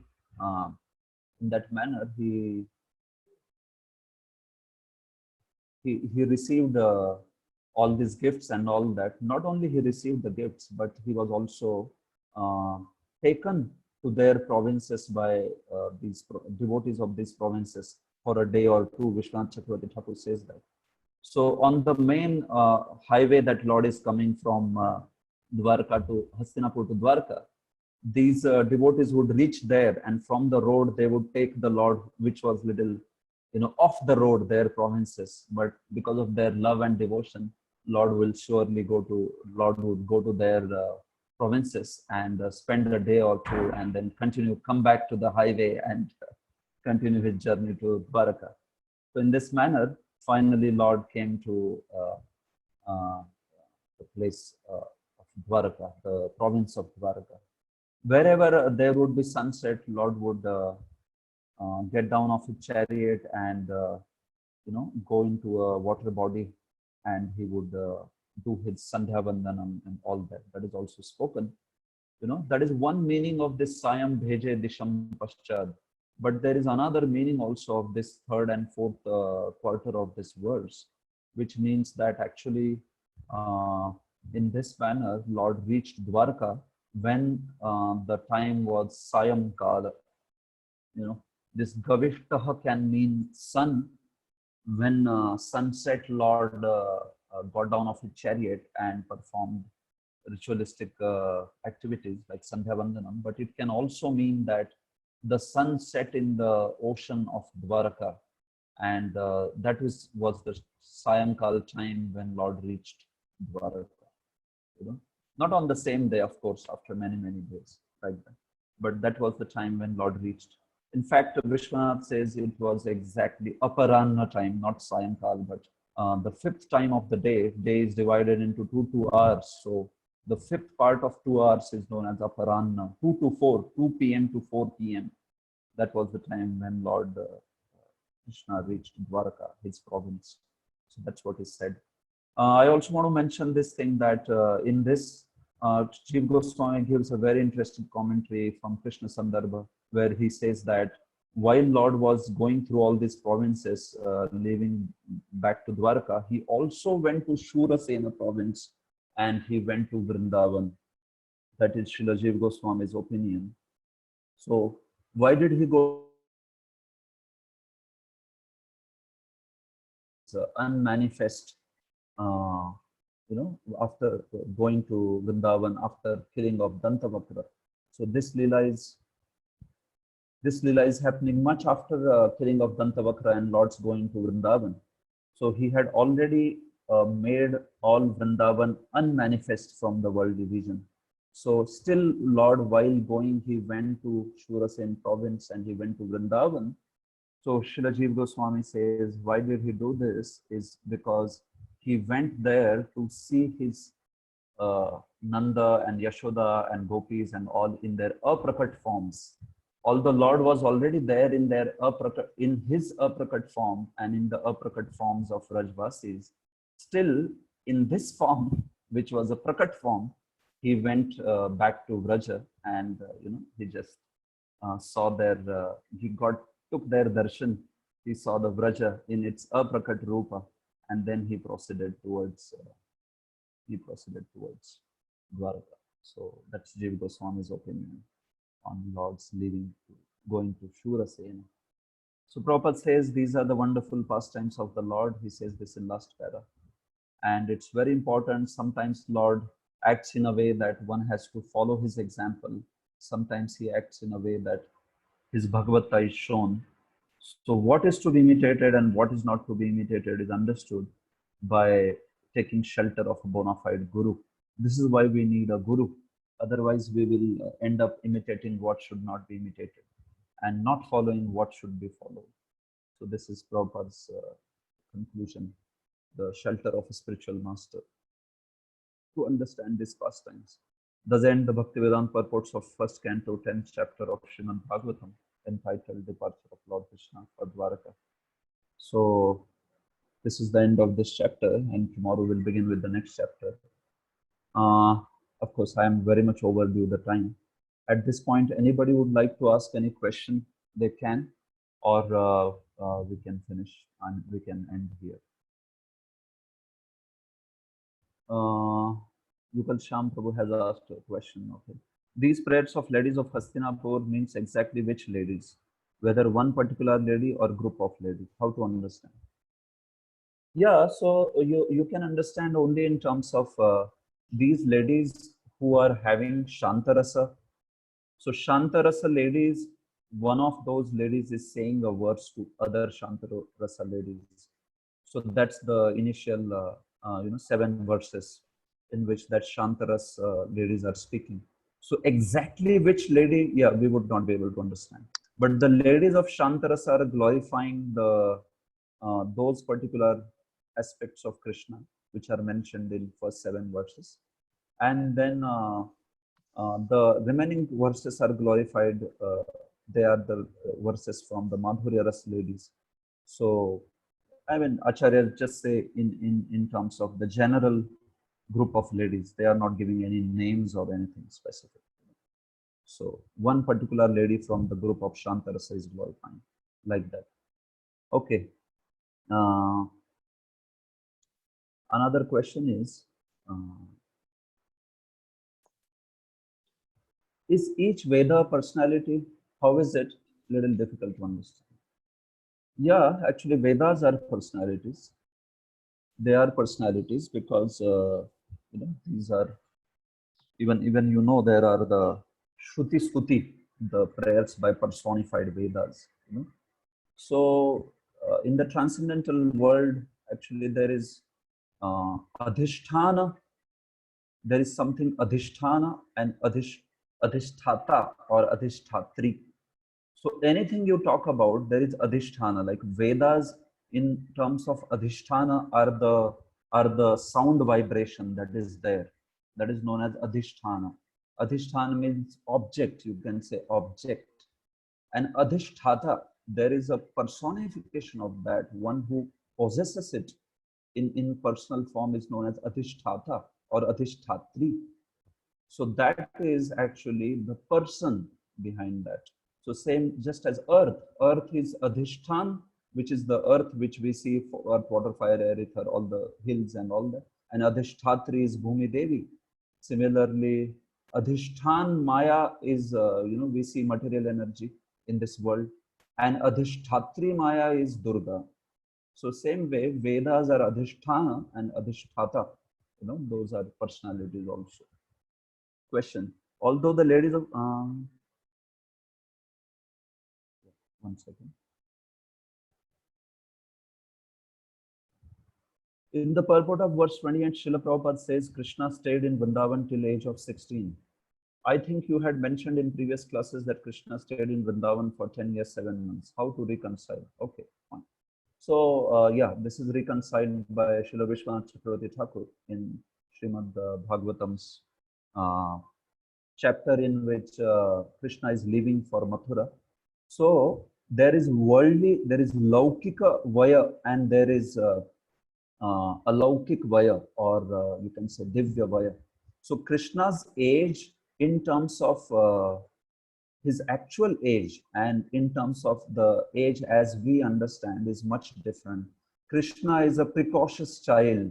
Krishna, all those ideas of Balyakal as 0 to 5 and Kaumara as, Pauganda as 6 to 10 and then you have Kaishore as 11 to 15 and Yauvan as 16 onwards. They don't apply to Krishna.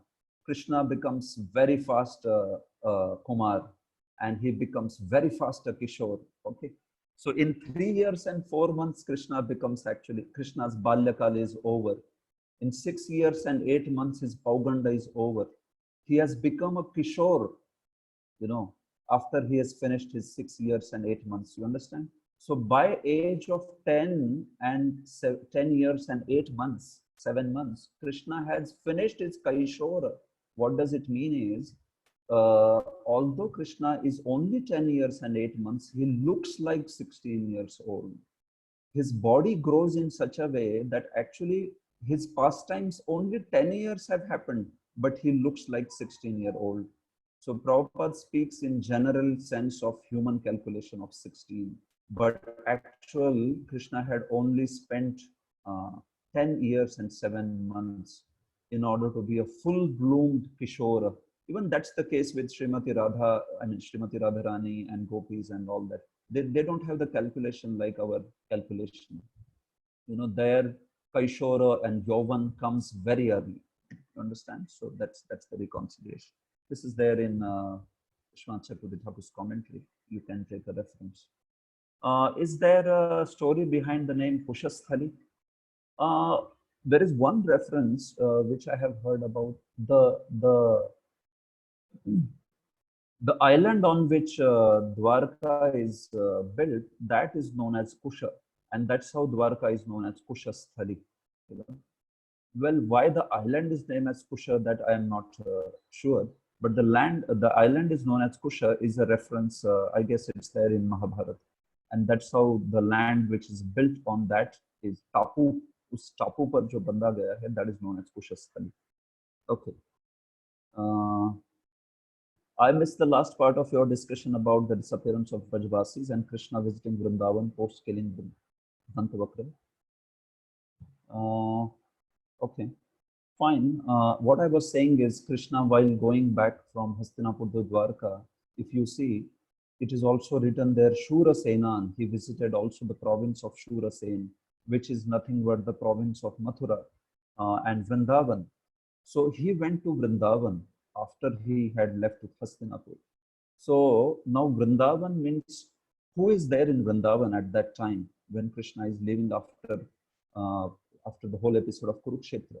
Because you see, Kurukshetra Leela is happening, Kurukshetra war is over, means obviously Rajasuya Yagya is over before 13 years.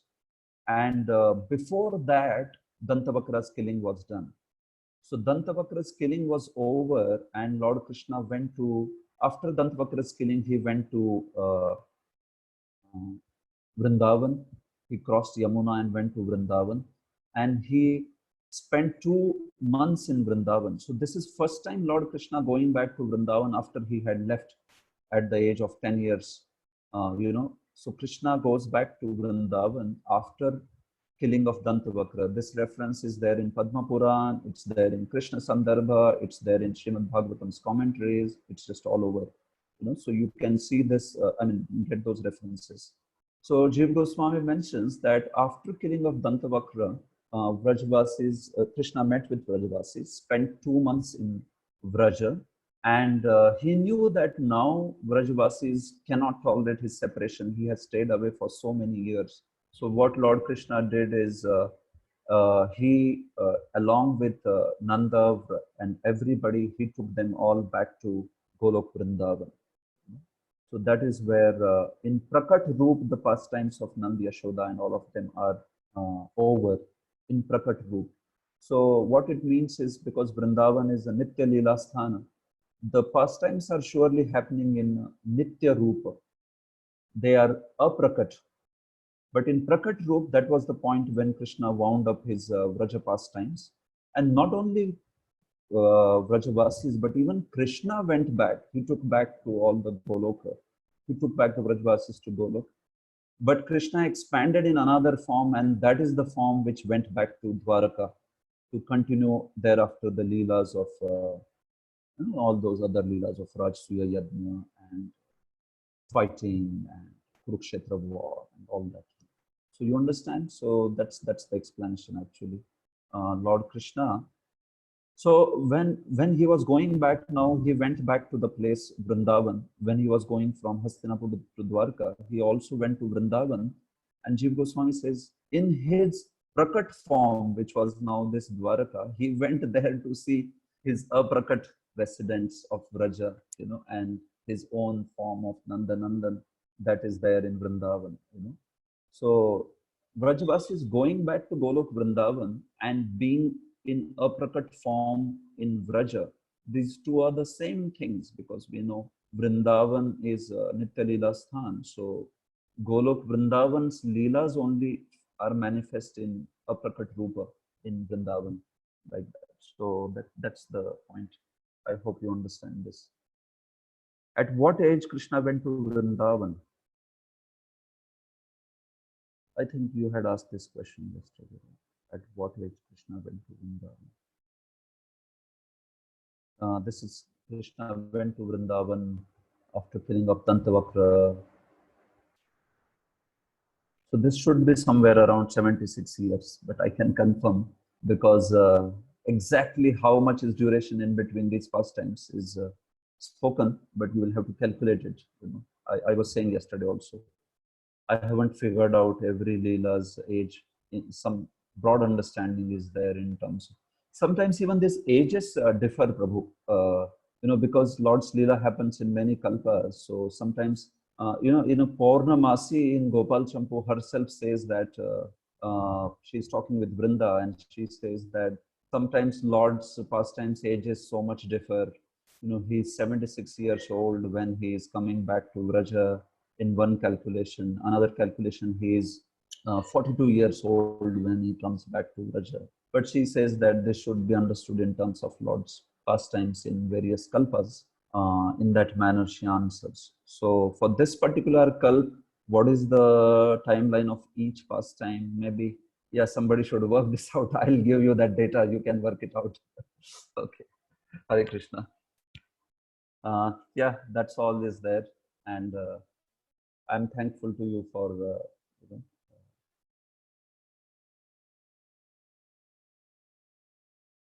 solar eclipse meeting at Kurukshetra happened after killing of Kamsa, you had mentioned. But in Krishna book, it says that Krishna came with his sons. Yeah, so that's fine, right? Krishna came with his sons, means Krishna came with his sons at Dwarka. So killing of Kamsa, after that it is happening.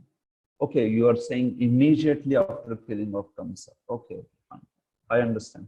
So see, the timelines are talked also in terms of, timelines are talked also in terms of relativity.